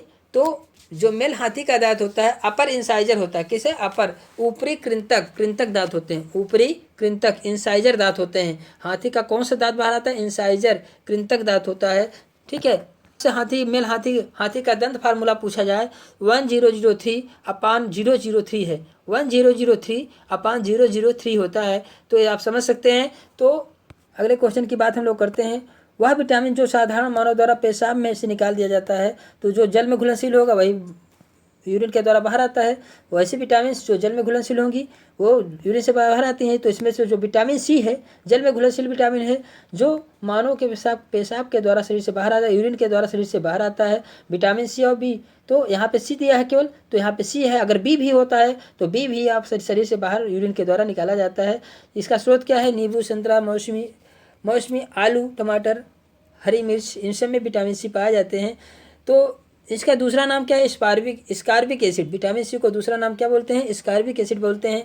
अगले क्वेश्चन की ओर हम लोग चलते हैं। व्यक्ति में विटामिन B6 जो कि कमी का कारण होता है, विटामिन B6 की कमी से कौन सा एनीमिया रोग हो जाता है? विटामिन B6 की कमी से कौन सा रोग होता है? एनीमिया रोग। और इसमें और भी कुछ लक्षण दिखाई देते हैं। पेशी ऐठन होता है, मिचली आते हैं, पथरी आदि रोग हो जाते हैं। आदि में बैक्टीरिया भी इसका संश्लेषण करते हैं। आदि में जो बैक्टीरिया होता है और विटामिन B6 का संश्लेषण करता है, इसकी प्राय कमी नहीं होती है। विटामिन B6 का प्रमुख स्रोत दूध है, अनाज है, मांस है, मछली है, जिगर है, ईस्ट है, सब्जियां हैं आदि। तो अगले क्वेश्चन की ओर हम लोग चलते हैं। तो अगला क्वेश्चन है the function of the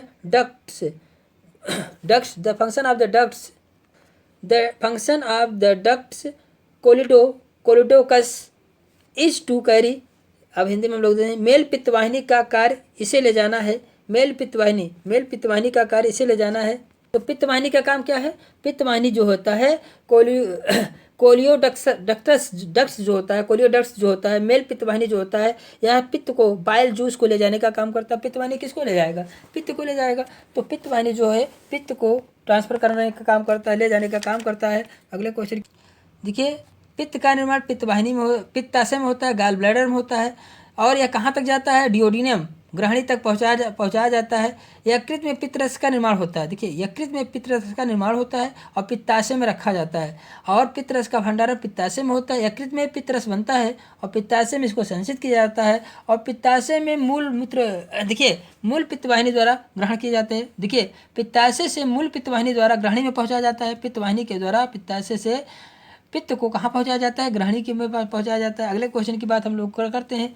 lacteal वाहिनी पाई जाती है इनमें। लैक्टियल वाहिनी किस में पाई जाती है? तो विलाई में पाई जाती है। लैक्टियल वाहिनी किस में पाई जाती है? लैक्टियल्स आर फाउंड इन, तो विलाई में पाई जाती है। लैक्टियल वाहिनी क्या किस में पाई जाती है? लैक्टियल वाहिनी जो है, जिसे विलाई कहाँ पाई जाती है? आंत में पाई जाती है। लैक्टियल वाहिनी जो लिम्फेटिक कैपिलरी होती हैं, या छोटी आंत की विलाई में आहार समृद्ध वसा का अवशोषण करते हैं। तो लैक्टियल वाहिनी जो होती है, या विलाई अंकुरन में, अंकुर जिसे हम कहते हैं, जो हमारे आंत में पाई जाती है, छोटी आंत में पाई जाती है, उनमें पाई जाती हैं, जो किसका अवशोषण करती हैं? ये लिम्फेटिक कैपिलरी जो है किसका अवशोषण करती हैं? वसा का अवशोषण करती हैं। तो अगले क्वेश्चन की ओर हम लोग चलते हैं। स्कूलेटम, स्कूलेटम है, स्कूलेटम क्या है? स्कूलेटम जो है एक ढाल आकार का कॉटिलेडन है।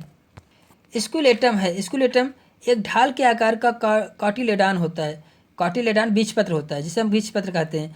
बहुत से पौधों में बीज का एक महत्वपूर्ण भाग होता है। देखिए, बीजपत्र जो होता है बीज का महत्वपूर्ण भाग होता है। यह अंकुरण होने पर बीजपत्र विकसित होकर पौधों के पत्तों के रूप में पहले आते हैं।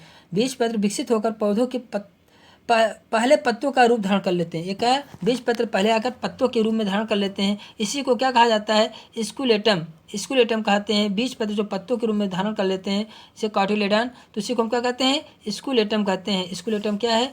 बीजपत्र होते हैं। बहुत से पौधों में होते हैं जो अंकुरण के बाद बीजपत्र विकसित होकर पत्ती के रूप में हो जाए, तो उसे हम क्या कहते हैं? स्कूलेटम कहते हैं। स्कूलेटम, स्कूटेलम, स्कूटेलम कहते हैं। स्कूटेलम क्या है? स्कूटेलम जो होता है या बीजपत्र है, जो पौधों में जब बीज का अंकुरण होता है तो ये बीजपत्र जो है पत्ती का रूप धारण कर लेते हैं, उसी को स्कूटेलम कहते हैं। स्कूटेलम कहते हैं। देखिए, क्वेश्चन है, यदि एक एंजियोस्पर्म, एक एंजियोस्पर्म के एक भ्रूणपोष में 24 गुणसूत्र हैं, मतलब 24 गुणसूत्र हो। एंजियोस्पर्म के भ्रूणपोष में या 24 गुणसूत्र हो। एंजियोस्पर्म के भ्रूणपोष में 24 गुणसूत्र हैं, तो मूल मतलब रूट की प्रत्येक कोशिका में, तो रूट की प्रत्येक कोशिका में उसके उस एंजियोस्पर्म के रूट की प्रत्येक कोशिका में गुणसूत्र की संख्या होगी। आप जानते हैं कि एंजियोस्पर्म 3n होता है। 3n मतलब 3n के रूप में 24 गुणसूत्र हैं, तो अगर हम 3 से इसमें डिवाइड कर दें तो n के फॉर्म में आ जाएगा। तो 3 से 3 और 24 हुआ, 8 हुआ, मतलब 8 हुआ, n के फॉर्म हुआ। और हम जानते हैं कि जड़ में 2n के रूप में होता है, तो 8 में जो है 2 का मल्टीप्लाई कर दो, 8 दूनी 16 हो गया। तो 16 गुणसूत्र, 16 गुणसूत्र किस में आएंगे? रूट में। उसके रूट में कितने गुणसूत्र होंगे? 16 गुणसूत्र होंगे। एंजियोस्पर्म जिसमें फूल वाले पौधे आते हैं, तो ये एंजियोस्पर्म होते हैं। आप तो एंजियोस्पर्म के जो हैं भ्रूणपोष 3n में होता है, रूट क्या होता है? 2n में होता है, तो आप इसको निकाल सकते हैं। ठीक है, ओके। अगले क्वेश्चन की बात हम लोग करते हैं। Teak wood is obtained from, teak लकड़ी किससे प्राप्त की जाती है? टीक लकड़ी जो होती है किससे प्राप्त? टेक्टोना ग्रैंडिस, टेक्टोना ग्रैंडिस से टीक लकड़ी प्राप्त की जाती है। टेक्टोना ग्रैंडिस से, सामान्य भाषा में टेक्टोना ग्रैंडिस को क्या कहा जाता है? सागौन। टेक्टोना ग्रैंडिस सागौन का क्या साइंटिफिक नेम है? तो इसका उपयोग फर्नीचर, रेलवे स्लीपर, खेल सामान, दरवाजे आदि बनाने में किया जाते हैं। इनका उपयोग फर्नीचर, रेलवे स्लीपर, खेल सामान, दरवाजे आदि बनाने में उपयोग में लाते हैं। अगले क्वेश्चन की हम लोग बात करते हैं। निम्नलिखित खाद्य पदार्थों में से किस एक की जड़ों से एक औषध बनाई जाती है जो मानसिक संतुलन को ठीक करता है? इसमें से कुछ, जैसे हमने कहा कि a drug from the root of the following plant occurs mental disorder. किस पौधे की रूट से कोई दवा निकाली जाती है जो मेंटल डिसऑर्डर में यूज़ की जाती है? तो रॉल्फिया सरपेंटिना की जड़ों से रेसरपिन नामक औषध प्राप्त की जाती है, एल्केलाइड प्राप्त की जाती है।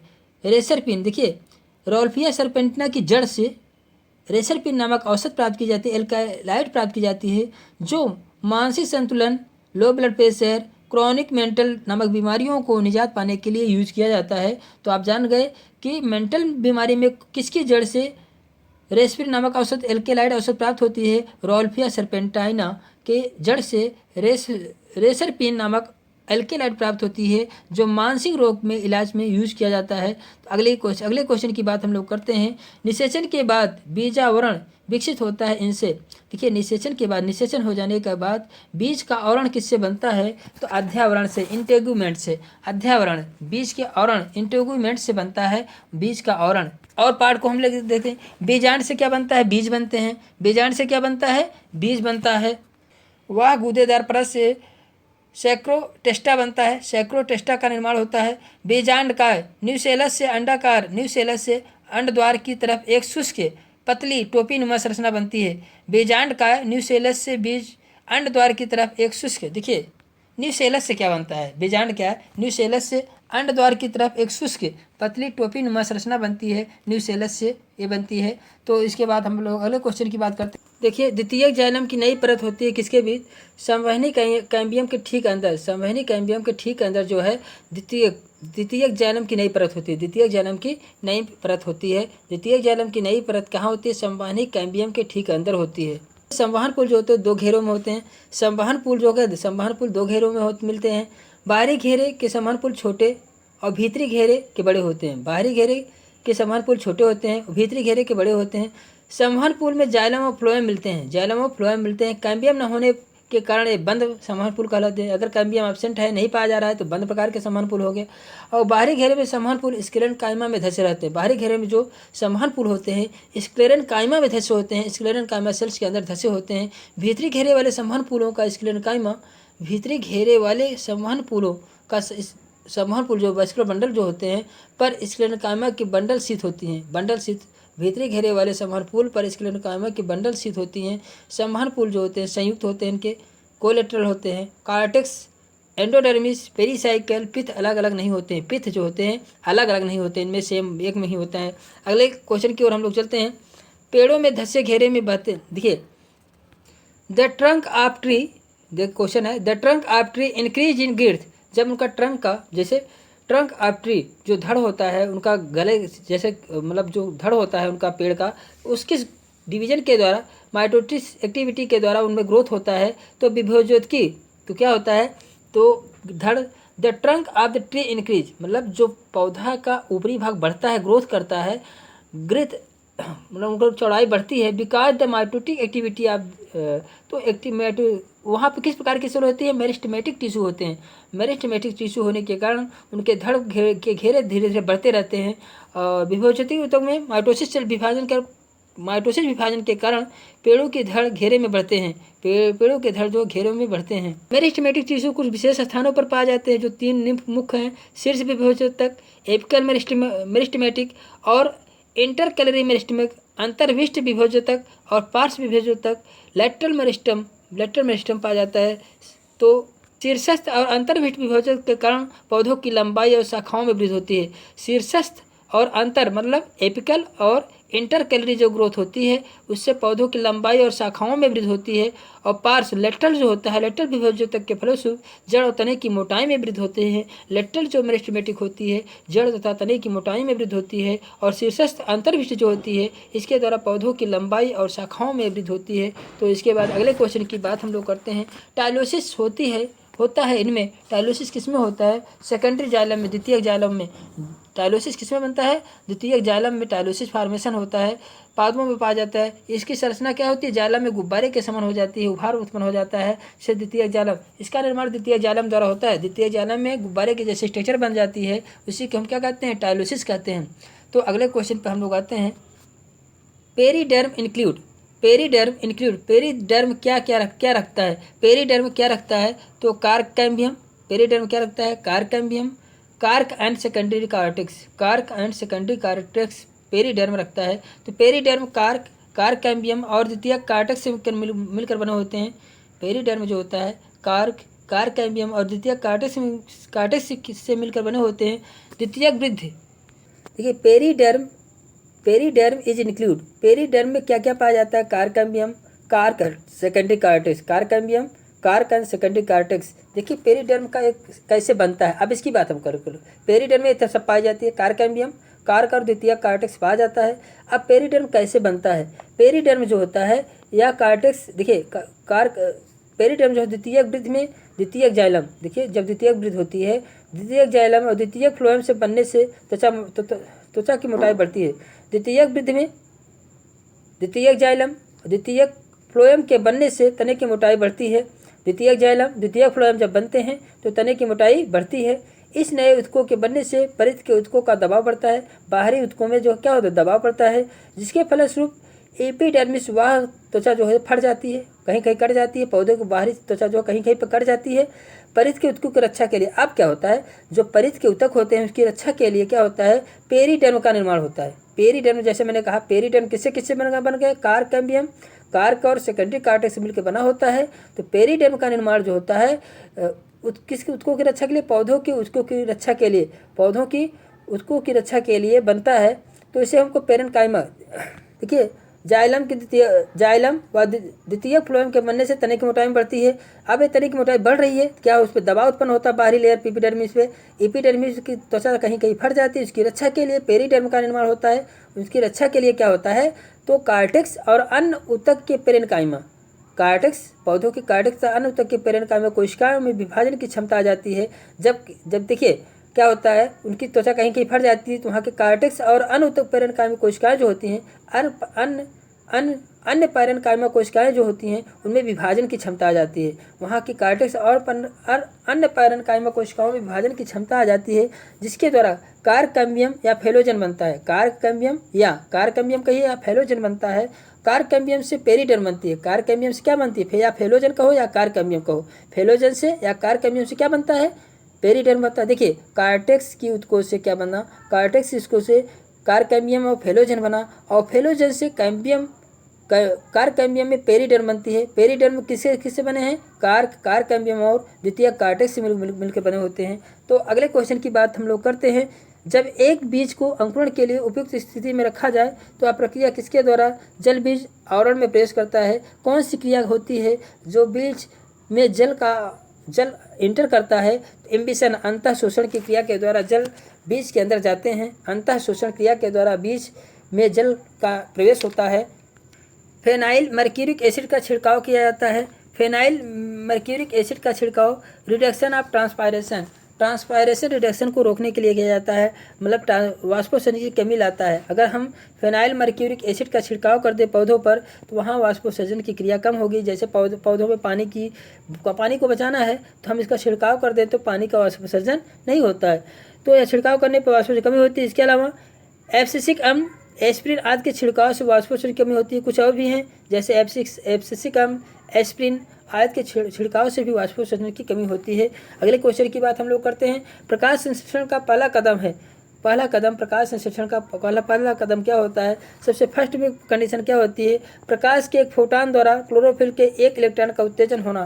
प्रकाश के एक फोटान द्वारा क्लोरोफिल के एक इलेक्ट्रॉन का उत्तेजन होना ही क्या कहलाता है, पहला स्टेप है प्रकाश संश्लेषण का। प्रकाश तंत्र सिस्टम में बटा है PS1 और PS2। PS1 में एक फोटान द्वारा, देखिए PS1 में एक फोटान द्वारा क्लोरोफिल के एक इलेक्ट्रॉन उत्तेजित होता है। PS1 द्वारा एक फोटान द्वारा क्लोरोफिल का एक इलेक्ट्रॉन जो है उत्तेजित होता है। निम्नलिखित में से कौन सा ग्लाइकोलिसिस और क्रेब के बीज की कड़ी है, ग्लाइकोलिसिस और क्रेब के बीज की कड़ी है। तो ग्लाइकोलिसिस और क्रेब के बीज की कड़ी क्या है, एस्टिल कोएंजाइम ए जो है ग्लाइकोलिसिस और क्रेब चक्र के बीज की कड़ी है। क्रेब चक्र में प्रवेश करने से पहले पायरुविक अम्ल से CO2 के एक अणु, देखिए क्रेब चक्र में ग्लाइकोलिसिस के बाद क्रेब चक्र में प्रवेश करने से पहले पायरुविक अम्ल जो होता है वह CO2 के एक अणु तथा 2 हाइड्रोजन परमाणुओं का विमोचन करता है। तो बचा हुआ अणु को एंजाइम के रूप संयुक्त जो बचा, देखिए CO2 के एक अणु तथा 2 हाइड्रोजन परमाणुओं का विमोचन होता है। बचा हुआ अणु को एंजाइम ए से संयुक्त होकर एस्टाइल कोएंजाइम ए बनाता है। एस्टाइल कोएंजाइम ए अब कोशिका में उपस्थित ऑक्जेलोस्टिक अम्ल और जल से क्रिया करके साइट्रिक अम्ल बनाता है। एस्टाइल कोएंजाइम ए अब कोशिका में उपस्थित ऑक्जेलोस्टिक अम्ल तथा जल से क्रिया करके साइट्रिक अम्ल बनाता है। अगले क्वेश्चन की हम लोग बात करते हैं। अगले क्वेश्चन कहता है कि द रिस्पायरेटरी क्वांटिएंट लेस देन 1 इन, कौन से पदार्थ का रिस्पायरेटरी क्वांटिएंट 1 से कम होता है। तो 1 से कम कौन होता है भाई, 1 से कम देखिए 1 से अधिक किसका होता है, 1 से ज़्यादा कार्बोहाइड्रेट का होता है, 1 से कम तो आपको वसा का भी होता है, प्रोटीन का भी होता है, 1 से कम वसा का भी होता है और प्रोटीन का भी होता है। तो आप जानते रहिए ऑर्गेनिक एसिड आ गया तो 1 से अधिक उसका होता है ऑर्गेनिक कार्बनिक, तो प्रोटीन कार्बोहाइड्रेट इसमें क्या होता है देखिए। Nastic movement is not caused by, तो नाइस्टिक संचालन या नाइस्टिक संचालन जो है प्रकाश, तापक्रम और रसायन के द्वारा पाया जाता है। देखिए जो नाइस्टिक मूवमेंट होता है प्रकाश के द्वारा, ताप के द्वारा, रसायन के द्वारा पाया जाता है, लेकिन नाइस्टिक संचालन शर्करा के द्वारा नहीं होता है। शर्करा के द्वारा नाइस्टिक मूवमेंट नहीं होता है। प्रकाश, रसायन और ताप, प्रकाश, ताप और रसायन, लाइट, टेम्परेचर एंड केमिकल के द्वारा नाइस्टिक मूवमेंट होता है, लेकिन शर्करा के द्वारा नाइस्टिक मूवमेंट नहीं होता है। जो पौधों में नाइस्टिक मूवमेंट होता है वह नाइस्टिक मूवमेंट जो होता है 3 कंडीशन में हो सकता है, लाइट के द्वारा, ताप के द्वारा, केमिकल के द्वारा, बट नॉट इन शुगर या शर्करा के द्वारा नहीं होता है। अगले क्वेश्चन की हम लोग बात करते हैं। दीप्तकालिका का संबंध किसके संश्लेषण से है। दीप्तकालिका का संबंध फ्लोरीजेन। दीप्तकालिका का संबंध किससे के संश्लेषण है, फ्लोरीजेन का निर्माण होता है। दीप्तकालिका में किसका संश्लेषण होता है, फ्लोरीजेन का निर्माण होता है, जिसमें क्या होता है पौधों के फलने फूलने, वृद्धि और प्रजनन तथा भौतिक वितरण एवं प्रकाश की अवधि पर प्रभाव पड़ता है। प्रकाश की अवधि पर प्रभाव पड़ता है। पौधों द्वारा प्रकाश की अवधि तथा समय के प्रति अनुक्रियाओं को, पौधों के द्वारा प्रकाश की अवधि तथा समय के प्रति अनुक्रियाओं को दीप्तकालिका फोटोपीरियडिज्म कहते हैं। दीप्तकालिका फोटोपीरियडिज्म कहते हैं। दीप्तकालिका का शब्द का प्रयोग सर्वप्रथम गार्नर और एलार्ड ने किया था। दीप्तकालिका शब्द का प्रयोग सर्वप्रथम गार्नर और एलार्ड नामक वैज्ञानिक ने 1920 ईस्वी में किया था। अगले क्वेश्चन की बात हम लोग करते हैं। The abscission layer is formed by, विलगन का परत बनता है किसके द्वारा। विलगन का परत जो होता है पैरेनकाइमी कोशिकाओं के द्वारा, पैरेनकाइमस सेल के द्वारा बनता है। पैरेनकाइमस सेल के द्वारा बनता है विलगन परत का निर्माण पैरेनकाइमी कोशिकाओं के द्वारा होता है। फल तथा पत्ती इत्यादि पकने पर झड़ने लगते हैं। इस क्रिया वृंत से नीचे गिरने की क्रिया ही एब्सिसिल लेयर बनने के कारण होता है। एब्सिसिल लेयर बनने के कारण ही होता है यह। यदि ऑक्सीजन की एक विशेष सांद्रता इन पर छिड़क जाए तो विलगन की प्रक्रिया नहीं होती है। यदि विलगन कहीं फल या पत्तियों में हो रहा है, यदि ऑक्सीजन की एक विशेष सांद्रता को पौधों पर छिड़क दिया जाए तो वहाँ पे विलगन की क्रिया नहीं होती है। Mimosa pudica, the leave of mimosa pudica drupe on touching because जब हम मिमोसा प्यूडिका लाजवंती के पत्ती को छूते हैं तो मुरझा जाती है। क्यों मुरझा जाती हैं। पर्णाधार का स्फीत दाब परिवर्तन होने से क्या होता है, वह मुरझा जाती है। छुई की पत्ती को छूते हैं तो पत्तियां बंद हो जाती हैं। इसके गति को क्रमाकुंचन कहते हैं। इसकी गति को क्या कहते हैं, क्रमाकुंचन गति कहते हैं। फूले हुए पर्णाधार तथा ऊतक में अंतरकोश की स्थानों में परासरण के कारण होता है। पत्तियों की मृदुतक जो होती हैं, मृदुतक स्फीत, टारगेट या स्लथ हो जाती हैं, फ्लैसिड हो जाती हैं। अंतरकोश के स्थानों पे परासरण को मृदुतक जो होती हैं क्या हो, टारगेट और स्लथ हो जाती हैं। उद्दीपन के मिलने के साथ ही कोशिकाओं में जल अंतरकोशीय स्थान में आ जाते हैं और कोशिका स्फीत टारगेट हो जाती है। इस प्रकार स्लथ स्थिति में पत्ती बंद हो जाते हैं और लटक जाती हैं और स्फीत स्थिति में खुल जाते हैं। तो अगले क्वेश्चन की हम लोग बात करते हैं। निम्नलिखित में से किसमें फाइटोक्रोम होता है। फाइटोक्रोम किसमें होता है, तो आवृतबीजी एंजियोस्पर्म में फाइटोक्रोम होता है। फाइटोक्रोम किसमें होता है, एंजियोस्पर्म में होता है। वर्णक फाइटोक्रोम एंजियोस्पर्म पौधों आवृतबीजी जिम्नोस्पर्म होता है। आवृतबीजी एंजियोस्पर्म पौधों में पाया जाता है। वर्णक फाइटोक्रोम किसमें पाया जाता है, एंजियोस्पर्म पौधों में पाया जाता है। अब वर्णक पिगमेंट फाइटोक्रोम, जैसे पिगमेंट जो होते हैं फाइटोक्रोम मक्का, जौ, बाजरा के सीडलिंग प्राप्त किया जा सकता है। फाइटोक्रोम जो होता है मक्का, जौ, बाजरा के सीडलिंग से प्राप्त किया जा सकता है। अगले क्वेश्चन की बात हम लोग करते हैं। फर्टिलाइजिंग किससे उत्सर्जित होने वाले तत्व हैं। फर्टिलाइजिन किससे उत्सर्जित होने वाले तत्व हैं? फर्टिलाइजिन जो होता है मेच्योर एग से निर्मित होता है, और शुक्राणु स्पर्म से क्या एंटी फर्टिलाइजिन होता है। जो फर्टिलाइजिन जो होता है एग से उत्सर्जित होता है, एंटी फर्टिलाइजिन जो होता है स्पर्म के प्लाज्मा मेम्ब्रेन के द्वारा उत्सर्जित होता है। देखिए, जो फर्टिलाइजिन होता है वह एग के द्वारा उत्सर्जित होता है, और स्पर्म के द्वारा जो है एंटी फर्टिलाइजिन का सिक्रीशन होता है, जो स्पर्म के प्लाज्मा मेम्ब्रेन के द्वारा होता है। तो इसके साथ अगले क्वेश्चन की बात हम लोग करते हैं। कच्चे नारियल का दूधिया पानी होता है। कच्चे नारियल का दूधिया पानी क्या? लिक्विड इंडोस्पर्म होता है। यह क्या होता है? लिक्विड इंडोस्पर्म होता है। कच्चे नारियल का दूधिया पानी जो होता है द्रव इंडोस्पर्म होता है। द्रव इंडोस्पर्म होता है। नारियल के केंद्र में एक गुहा होती है नारियल के केंद्र में एक गुहा होती है जिसमें साफ तरल के रूप में नारियल का पानी पाया जाता है। नारियल के केंद्र में गुहा स्पेस होता है जिसमें तरल रूप में नारियल का पानी पाया जाता है। या उस समय देखिए, तब उस समय पौधा हरा भरा रहता है। नारियल की उम्र बढ़ने के साथ साथ साफ तरल पदार्थ ठोस मांस जैसी संरचना में बदल जाता है। अगले क्वेश्चन की बात हम लोग करते हैं। तो आप समझ सकते हैं कि नारियल का कच्चा दूधिया पानी जो होता है क्या होता है? ये क्या होता है? ये क्या होता है? यह क्या होता है? लिक्विड इंडोस्पर्म होता है। क्या होता है? लिक्विड इंडोस्पर्म होता है। अगले क्वेश्चन की बात हम लोग करते हैं। प्राकृतिक अनिषेक जनन होता है इनमें। प्राकृतिक अनिषेक जनन होता है। प्राकृतिक पार्थिनोजेनेसिस अकर इन। पार्थिनोजेनेसिस प्राकृतिक किसमें होती है? हनी बी में होती है, मधुमक्खी में होती है। प्राकृतिक अनिषेक जनन किसमें होती है? मधुमक्खी में होती है। मधुमक्खी में नर मक्खी और ड्रोन यन प्रकार के होते हैं, यन रूप में होते हैं, जो अनिषेचित अंडे से बनते हैं, जिनका निर्माण पार्थोजेनेसिस के द्वारा होता है। इसका निर्माण कैसे होता है? पार्थोजेनेसिस के द्वारा होता है। जबकि रानी मक्खी और श्रमिक मक्खी द्विगुणित होते हैं, इसका विकास निषेचित अंडों से होता है। अगले क्वेश्चन की बात हम लोग करते हैं। Point mutation. पॉइंट म्यूटेशन होता है क्या? जीन के एक बेस में परिवर्तन से, change in A base of A gene. एक जीन के बेस में परिवर्तन से को पॉइंट म्यूटेशन कहते हैं। हम क्या कहते हैं? पॉइंट म्यूटेशन कहते हैं। पॉइंट वाले म्यूटेशन कितने प्रकार के होते हैं? मूक जीन उत्परिवर्तन, साइलेंट जीन म्यूटेशन होता है। मिसेंस लघु बोध उत्परिवर्तन होता है, मिसेंस म्यूटेशन होता है। नॉनसेंस म्यूटेशन होता है। फ्रेम शिफ्ट म्यूटेशन होता है। तो नॉनसेंस, फ्रेम शिफ्ट, इस प्रकार से जो है म्यूटेशन होते हैं। पॉइंट म्यूटेशन के प्रकार हैं। जल के मलजल मतलब जो हम वेस्ट सीवेज में जो लोगों का टूल्स आते हैं, जो मल का फार्म होता है, मल जो आता है जल में बहकर, संदूषण को कृमि कोशों किन सिस्ट के द्वारा दिखाया जाता है? Sewage infection of water will be demonstrated by cyst. किस सिस्ट की पहचान के द्वारा यह पता लगाया जाता है कि यह जल मल के संदूषित है? यह जल में टूल्स पाया जाता है, मल्स पाए जाते हैं। मल को बहाया गया है या नाली के द्वारा लाया गया है, तो किस सिस्ट के द्वारा हम पता लगाते हैं? सीडोमोनास की बहुत सी जातियाँ बहुतायत रूप से प्रकृति में पाए जाते हैं। सीडोमोनास के कृमि कोशों के द्वारा या सिस्ट के द्वारा जल के मलजल प्रदूषण को दिखाया जाता है। सीडोमोनास एक ग्राम नेगेटिव बैक्टीरिया है। कैसा है? ग्राम नेगेटिव बैक्टीरिया है। इसकी लगभग 191 वर्णित प्रजातियाँ हैं। 191 वर्णित प्रजातियाँ हैं। अगले क्वेश्चन की हम बात करते हैं। तो पुमंग की चतुर्दीर्घी अवस्था एक लाक्षणिक विशेषता है किसकी?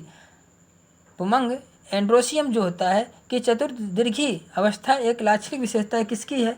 तो यह किसकी विशेषता है? क्रूसीफेरी की। क्रूसीफेरी की एक लाक्षणिक विशेषता है। पुमंग की चतुर्दीर्घी अवस्था एक लाक्षणिक विशेषता किसकी है? क्रूसीफेरी की। देखिए, क्रूसीफेरी में क्या होता है? चतुर्दीर्घी विशेषताएं पाई जाती हैं। 4 बड़ी और 2 छोटी होती हैं। तो एंड्रोसियम पुमंग जो होते हैं 4 बड़े 2 छोटे होते हैं। तो टेट्राडाइनेमस अवस्था पुष्प में 6 पुंकेसर पाए जाते हैं, जिसमें से 2 पुंकेसर के तन छोटे होते हैं और 4 क्या होते हैं? लंबे होते हैं। तो किस कुल में होता है? क्रूसीफेरी कुल के लक्षण है। क्रूसीफेरी कुल का यह कैरेक्टर है। तो अगले क्वेश्चन की बात हम लोग करते हैं। Cotton belong to the family. कपास कपास इस परिवार का है। किस परिवार को में कपास आता है? कपास किस फैमिली में आती है? कपास जो होता है गॉसिपियम। कपास किस में आता है? कपास जो होता है मालवेसी फैमिली है, मालवेसी कुल का है। गोसिपियम या मालवेसी। कॉटन फैमिली जिसे कहें, कॉटन फैमिली या मालवेसी फैमिली कहें, गोसिपियम जिसे कहते हैं। तो हम कपास क्या है? कॉटन फैमिली का है, जिसे गोसिपियम कहते हैं जिसे हम क्या कहते हैं? गोसिपियम कहते हैं। मालवेसी कुल का सदस्य। मालवेसी फैमिली में पुष्पक्रम सामान्यतः शशी मास होते हैं, साइमास मिलता है। किस प्रकार का मिलता है? साइमास पुष्पक्रम होता है। ये क्या होते हैं? सॉलिटरी एक्जिलरी होते हैं। गुड़हल एक पर्ण। देखिए, गुड़हल में एकल होता है। पर्ण सम्मुख, जैसे कपास में रेशम कपास में रेशम प्रकार का पुष्प पाया जाता है। गुड़हल में एकल पर्ण पाया जाता है। ये ध्यान देना है कि cotton belong to the family. Cotton इस पर किस परिवार का सदस्य है? कॉटन गोसिपियम मालवेसी कुल का सदस्य है, मालवेसी फैमिली का सदस्य है। तो कॉटन मालवेसी फैमिली का सदस्य। अगले क्वेश्चन की बात हम लोग करते हैं। निम्नलिखित में से किसमें एक ही पुष्प में पुरुष और स्त्री दोनों के लिंग अवयव होते हैं? इसमें एक ही पुष्प में नर और मादा दोनों पाए जाते हैं। तो धतूरा में नर और मादा, धतूरा में एक ही पुष्प में पुरुष और स्त्री दोनों लिंग अवयव होते हैं। धतूरा मेटल झाड़ी बहुवर्षीय जड़ी बूटी के रूप में प्रयोग में होने वाला पौधा है। सामान्य भाषा में डेविल्स टम्पट कहते हैं। धतूरे के पौधों में नर मादा दोनों जनन अंग पाया जाता है। अतः अधूरा उभयलिंगी पौधा होता है। अतः धतूरा जो होता है उभयलिंगी पौधा होता है। ये कैसे होते हैं? उभयलिंगी होते हैं। धतूरा जो होते हैं तो ये उभयलिंगी, जिसमें मेल और फीमेल दोनों सेक्स ऑर्गन्स पाए जाते हैं, ये उभयलिंगी होता है धतूरा पौधा। अगले क्वेश्चन की बात हम करते हैं। तो for seeing a haemocoel which animal will you select? एक रक्त देखने के लिए आप किस जानवर को चुनेंगे? तो किसको चुनेंगे? सेंटीपीड को चुनेंगे। किसको चुनेंगे? सेंटीपीड को चुनेंगे। एक रक्त गुहा देखने के लिए सेंटीपीड को हम चुनेंगे। रक्त गुहा देखने के लिए सेंटीपीड जानवर को चुनते हैं। रक्त गुहा देखने के लिए सेंटीपीड जानवर को चुनते हैं। सेंटीपीड जो है फाइलम आर्थ्रोपोडा का प्राणी है। फाइलम आर्थ्रोपोडा का प्राणी है जो क्लास चिलोपोडा से संबंधित है। देखिए, फॉर सीइंग हीमोकोल व्हिच एनिमल, हीमोकोल किस में पाया जाता है? सेंटीपीड में पाया जाता है। तो हीमोकोल कंडीशन किस में पाई जाती है? सेंटीपीड में पाया जाता है, जो आर्थ्रोपोडा संघ का जंतु है। तो अगला क्वेश्चन हम लोग देखते हैं। देखिए, इंटेगुमेंट ऑफ आर्थ्रोपोडा आज कवर्ड विथ, इंटेगुमेंट आर्थ्रोपोडा का किसके द्वारा कवर्ड होता है? आर्थ्रोपोडा का जो है इंटेगुमेंट जो होता है किसके द्वारा कवर्ड होता है? तो यह जो होता है काइटिनस क्यूटिकल्स के द्वारा कवर्ड होता है। आर्थ्रोपोडा का अध्याय आवरण जो होता है, ऊपरी आवरण जो होता है, या किसके द्वारा कवर्ड होता है? काइटिन क्यूटिकल्स के द्वारा कवर्ड होता है। ये जो रासायनिक रूप से कार्बोहाइड्रेट के पॉलीसेक्राइड्स हैं। रासायनिक रूप से किससे बने होते हैं? कार्बोहाइड्रेट के पॉलीसेक्राइड्स होते हैं। कौन होता है? जो काइटिन क्यूटिकल्स जो होते हैं कार्बोहाइड्रेट के पॉलीसेक्राइड्स होते हैं।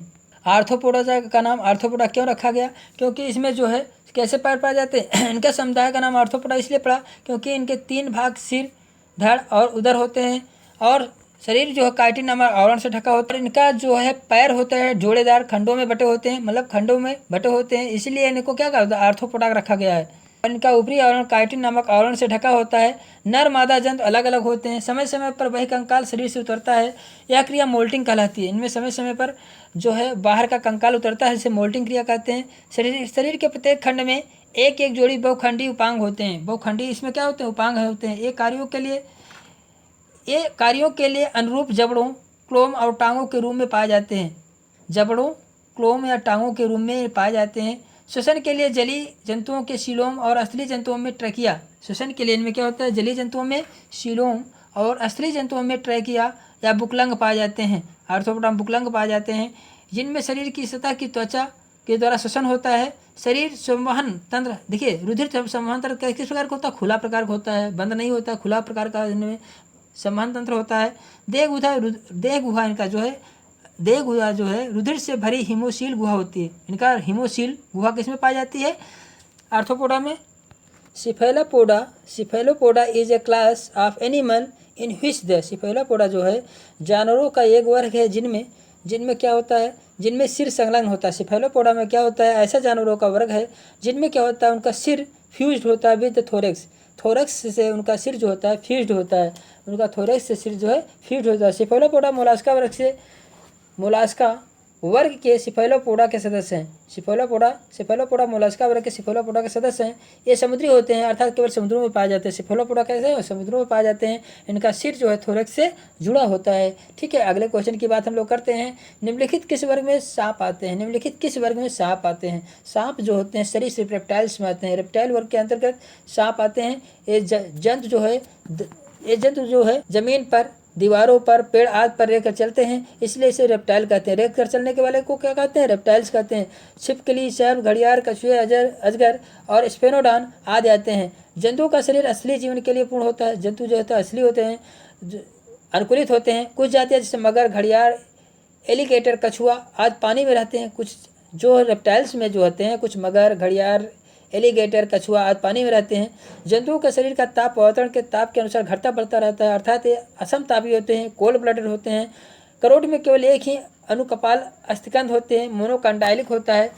इनमें लाल रुधिर कणिकाएं आरबीसी केंद्रक युक्त होती हैं। इनकी आरबीसी जो होती है केंद्रक युक्त होती है। अगले क्वेश्चन की बात हम करते हैं तो आरबीसी हम लोगों की क्या होती है? केंद्रक नहीं पाए जाते हैं, लेकिन इनमें केंद्रक युक्त होती है।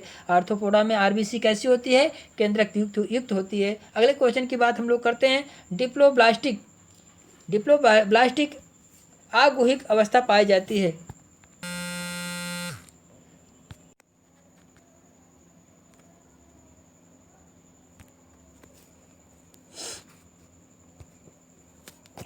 डिप्लोब्लास्टिक आगुहिक अवस्था पाई जाती है। डिप्लोब्लास्टिक एक कोइलमेट कंडीशन फॉर्म। एक कोइलमेट डिप्लोब्लास्टिक कौन होता है?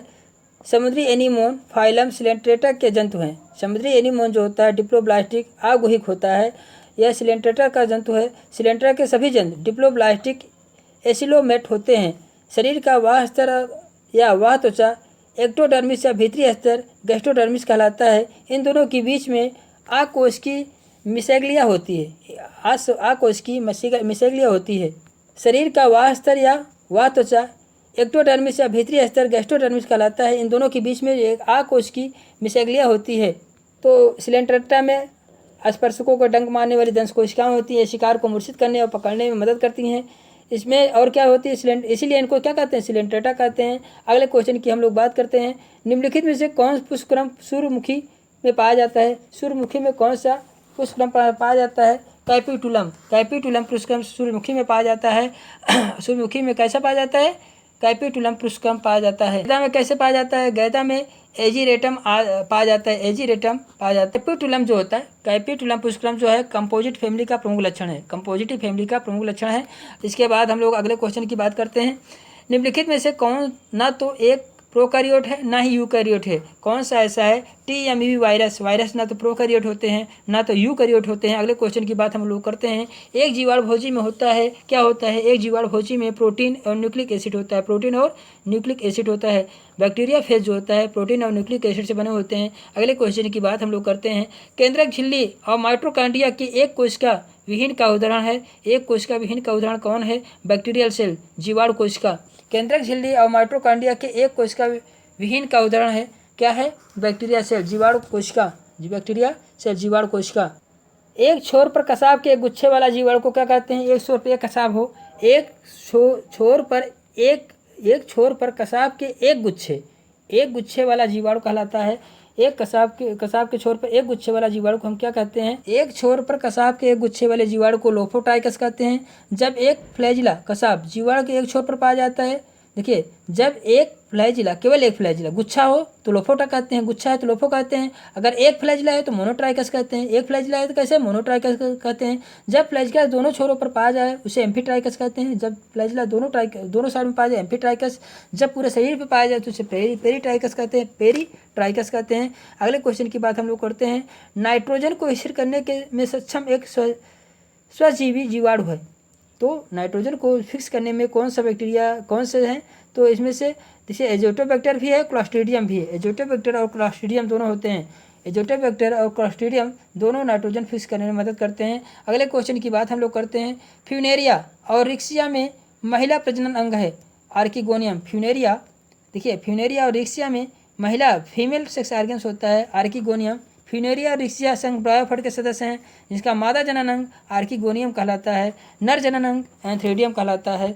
टेरिडोफाइट का मुख्य पौधा है। टेरिडोफाइट का मुख्य पौधा क्या है? टेरिडोफाइट का मुख्य पौधा जो होता है स्पोरोफाइट होता है। टेरिडोफाइट का मुख्य पौधा होता है स्पोरोफाइट। टेरिडोफाइट का मुख्य पौधा जो होता है क्या होता है? स्पोरोफाइट होता है। टेरिडोफाइट का मुख्य पौधा जो है स्पोरोफाइट होता है। अगले क्वेश्चन की बात हम लोग करते हैं। Wings pollen grand is form. Wings pollen grand किस में पाए जाते हैं? विंग्स पोलन ग्रैंड जो है पाइनस में पाया जाता है। जिसमें पाइनस में क्या क्या पत्ती युक्त पोलन ग्रैंड पाया जाता है? जो परागकण को एक स्थान से दूसरे स्थान पर ले जाने में सहायता करते हैं। परागकण एक सूक्ष्म संरचना है जिसमें नर जनन कोशिका पाई जाती है या पौधों की निषेचन प्रक्रिया में भाग लेते हैं। देखिए, इसमें से किस पौधों में तना जो है मॉडिफाइड इन टेंड्रिल, तना टेंड्रिल में हो जाता है। तना टेंड्रिल में किस में हो जाता है? पैसिफ्लोरा, पैसिफ्लोरा नामक पौधों में तना जो है टेंड्रिल में मॉडिफाइड हो जाता है। तना जो है टेंड्रिल में मॉडिफाइड हो जाता है। अगले क्वेश्चन की बात हम लोग करते हैं। एक फाइलोक्लेट संशोधन है एक फाइलोक्लेट संशोधन है एक तने का, स्टेम का। एक फाइलोक्लेट संशोधन है एक तने का, स्टेम का।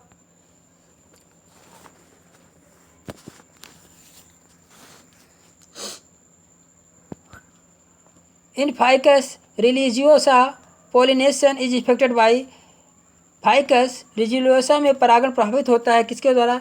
परागण जो होता है कीट के द्वारा प्रभावित होता है। रिलीजियोसा इस में परागण जो है कीट के द्वारा होता है। अगले क्वेश्चन की बात हम लोग करते हैं। मानव रक्त समूह ए बी और ओ एक उदाहरण है किसका उदाहरण है? पॉलीमॉर्फिज्म। किसका उदाहरण है? बहुरूपता का उदाहरण है। अगले क्वेश्चन की बात हम लोग करते हैं। क्लोरोफाइटा प्रभाग में पैंडोरिना को गोनियम की अपेक्षा अधिक विकसित माना जाता है क्योंकि इसमें होता है अधिक विभेदित। देखिए, क्लोरोफाइटा प्रभाग में पैंडोरिना को गोनियम की अपेक्षा अधिक विकसित माना जाता है। पैंडोरिना को गोनियम की अपेक्षा अधिक विकसित माना जाता है क्योंकि इसमें होता है अधिक विभेदित। क्या विभेदित होता है? अधिक कॉलोनी। मतलब पैंडोरिना को गोनियम की अपेक्षा अधिक विकसित माना जाता है। क्यों माना जाता है? क्योंकि इसमें कॉलोनी बनती है, पैंडोरिना में कॉलोनी बनती है, ठीक, इसलिए इसको अधिक विकसित माना जाता है। तो lymphocyte that causes the formation of holes of plasma membrane, lymphocyte जो प्लाज्मा झिल्लियों में छिद्र बनाते हैं वह है कौन सा है? वह जो है किलर टी सेल है। लिम्फोसाइट जो प्लाज्मा झिल्लियों में छिद्र बनाते हैं वह किलर टी सेल होते हैं, संहारक टी सेल होते हैं। तो लिम्फोसाइट जो प्लाज्मा झिल्लियों में छिद्र बनाते हैं वो क्या है? किलर टी सेल होते हैं। जो है लिम्फोसाइट प्रतिरक्षी तंत्र में मुख्य भूमिका निभाते हैं। लाल अस्थि से बनने के बाद वहीं रह जाने वाली कोशिकाएं, देखिए, लाल अस्थि से बनने के बाद वहीं रह जाने वाली कोशिकाएं जो बी कोशिकाएं कहलाती हैं और जो थाइमस में चली जाती हैं वे टी कोशिकाएं कहलाती हैं। लाल अस्थि से बनने वाली वही कोशिकाएं, जब वही कोशिकाएं रह जाती हैं तो उसे हम बी कोशिकाएं कहते हैं और जो थाइमस में चली जाती है उसे टी कोशिकाएं कहते हैं। शरीर की विभिन्न प्रतिजनों के लिए विभिन्न बी कोशिकाएं होती हैं, परंतु इसके सक्रियता के लिए प्रतिजन उत्तेजन आवश्यक होता है। टी कोशिकाएं दो प्रकार की होती हैं। टी कोशिकाएं जो किलर सेल टी सेल होती हैं और सहायक हेल्पर टी सेल होती हैं, मारक कोशिकाएं होती हैं। प्रतिरक्षी कोशिकाओं के निर्माण में सहायक होती हैं। एक और प्रकार की टी कोशिकाएं होती है संप्रेसर टी कोशिकाएं होती हैं जो अपनी ही कोशिकाओं को मारने में से रोकती हैं। टी कोशिकाएं जो अपनी ही कोशिकाओं को मारने से रोकती हैं।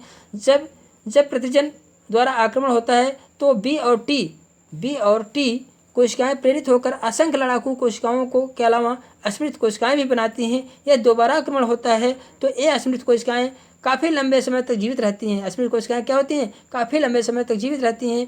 ये प्लीहा तथा लिम्फ गांठों में संचित रहती हैं। यही कारण है कि कई रोग एक बार होने के बाद दोबारा नहीं होते। कई रोग एक बार हो गया तो दोबारा होने का चांस नहीं होता है क्योंकि एंटीबॉडी जो है कहाँ? लिम्फ और प्लीहा में संचित होते हैं, वो पुनः एक्टिव हो जाते हैं। ठीक है, इसके बाद अगले क्वेश्चन की बात हम लोग करते हैं।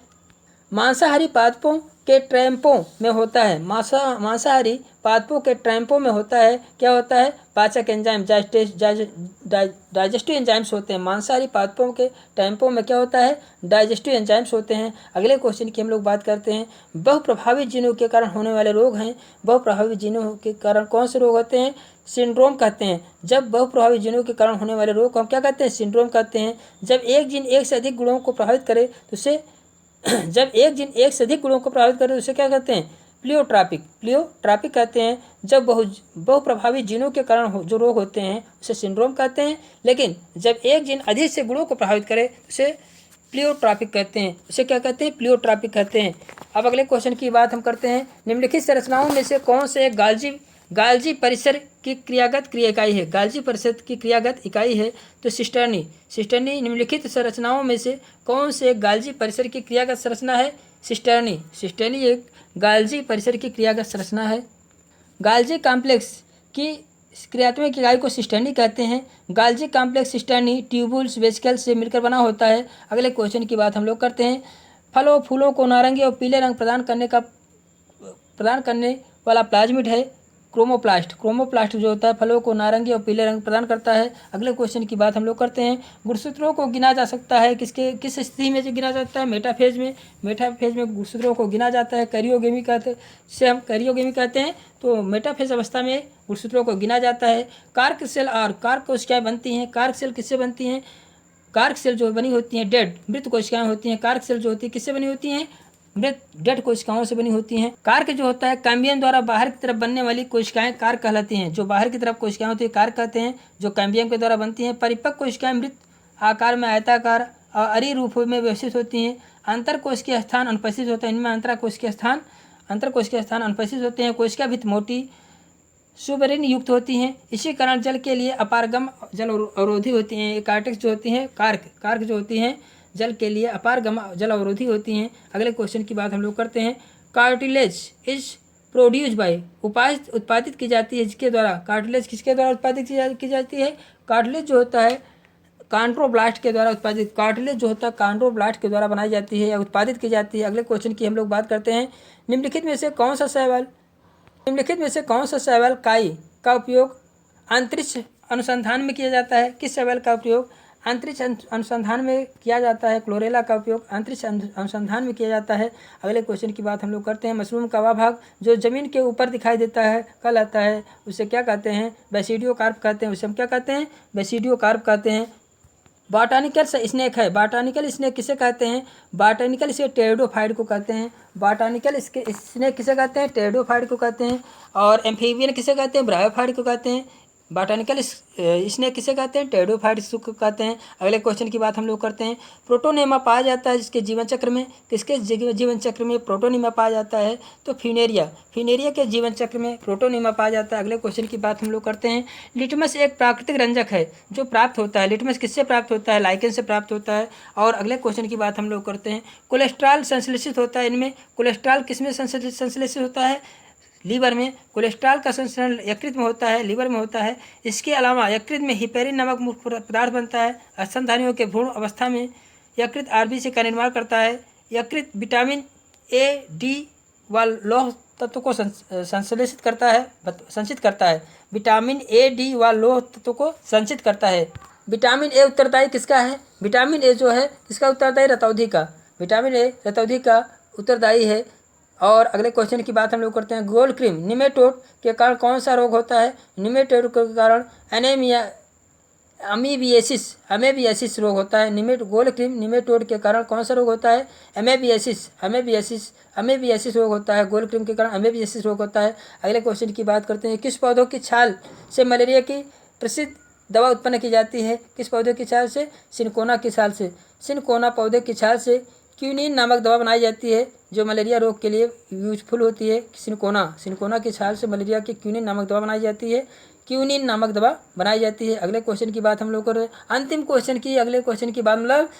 क्वेश्चन मेरे प्यारे दोस्तों, अंतिम क्वेश्चन हम लोग पढ़ते हैं और इसका आंसर देते हैं। पोलियो प्रतिरक्षी टीका किसके द्वारा विकसित किया गया? Doctor Salk.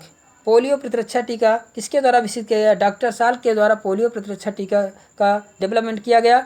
तो मेरे प्यारे दोस्तों, इस प्रकार से आपके 125 क्वेश्चन तो हम बता ही रहे हैं, लेकिन 125 क्या, हम यहाँ पे 200 क्वेश्चन को मान गए और भी अधिक क्वेश्चन को यहाँ पे एनालाइज किए। और इसके साथ मेरे प्यारे दोस्तों, आपको अपने एग्ज़ाम के लिए प्रिपेयर के लिए थोड़ा सा भी हेल्पफुल लगा हो तो लाइक और सब्सक्राइब करें प्लीज़, और बेल आइकन को दबा दें जिससे नोटिफिकेशन आपको मेरे जितने भी वीडियो टीजीटी पीजीटी की तैयारी के लिए मैं बनाऊं या आपके लिए दूं तो आपको मिलते रहें, आपका नोटिफिकेशन आप तक पहुंचते रहें, जिससे आप इससे लाभान्वित हो। और लाइक और सब्सक्राइब अवश्य कर दीजिएगा। और इस वीडियो को देखने के लिए thank you so watching video. Okay bye.